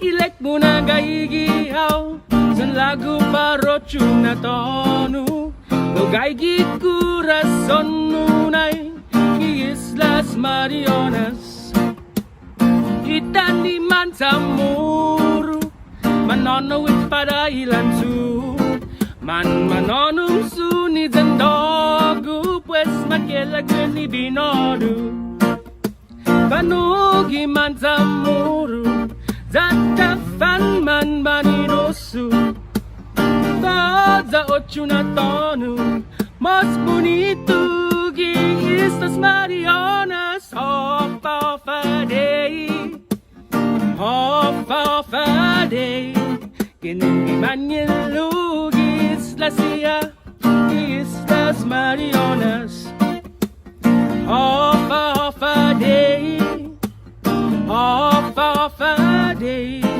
Kinindi manilug Islas Islas Marianas Wahan lutat din sa ipan Man pareuhit Puno agi corazon ta Islas Marianas Ay namin nangi Inengkan nun Chamorro Quizás que la cuentan doni din nansigo Mangitan kinti kakaka Panugi man Chamorro Zata fan man banirosu Toda ocho na tonu Mas bonito que Islas Marianas Off a day Off a day.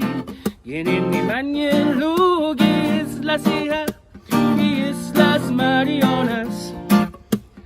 Off a day, off a day. Tienen mi mañana Islas Hijas y Islas Marianas.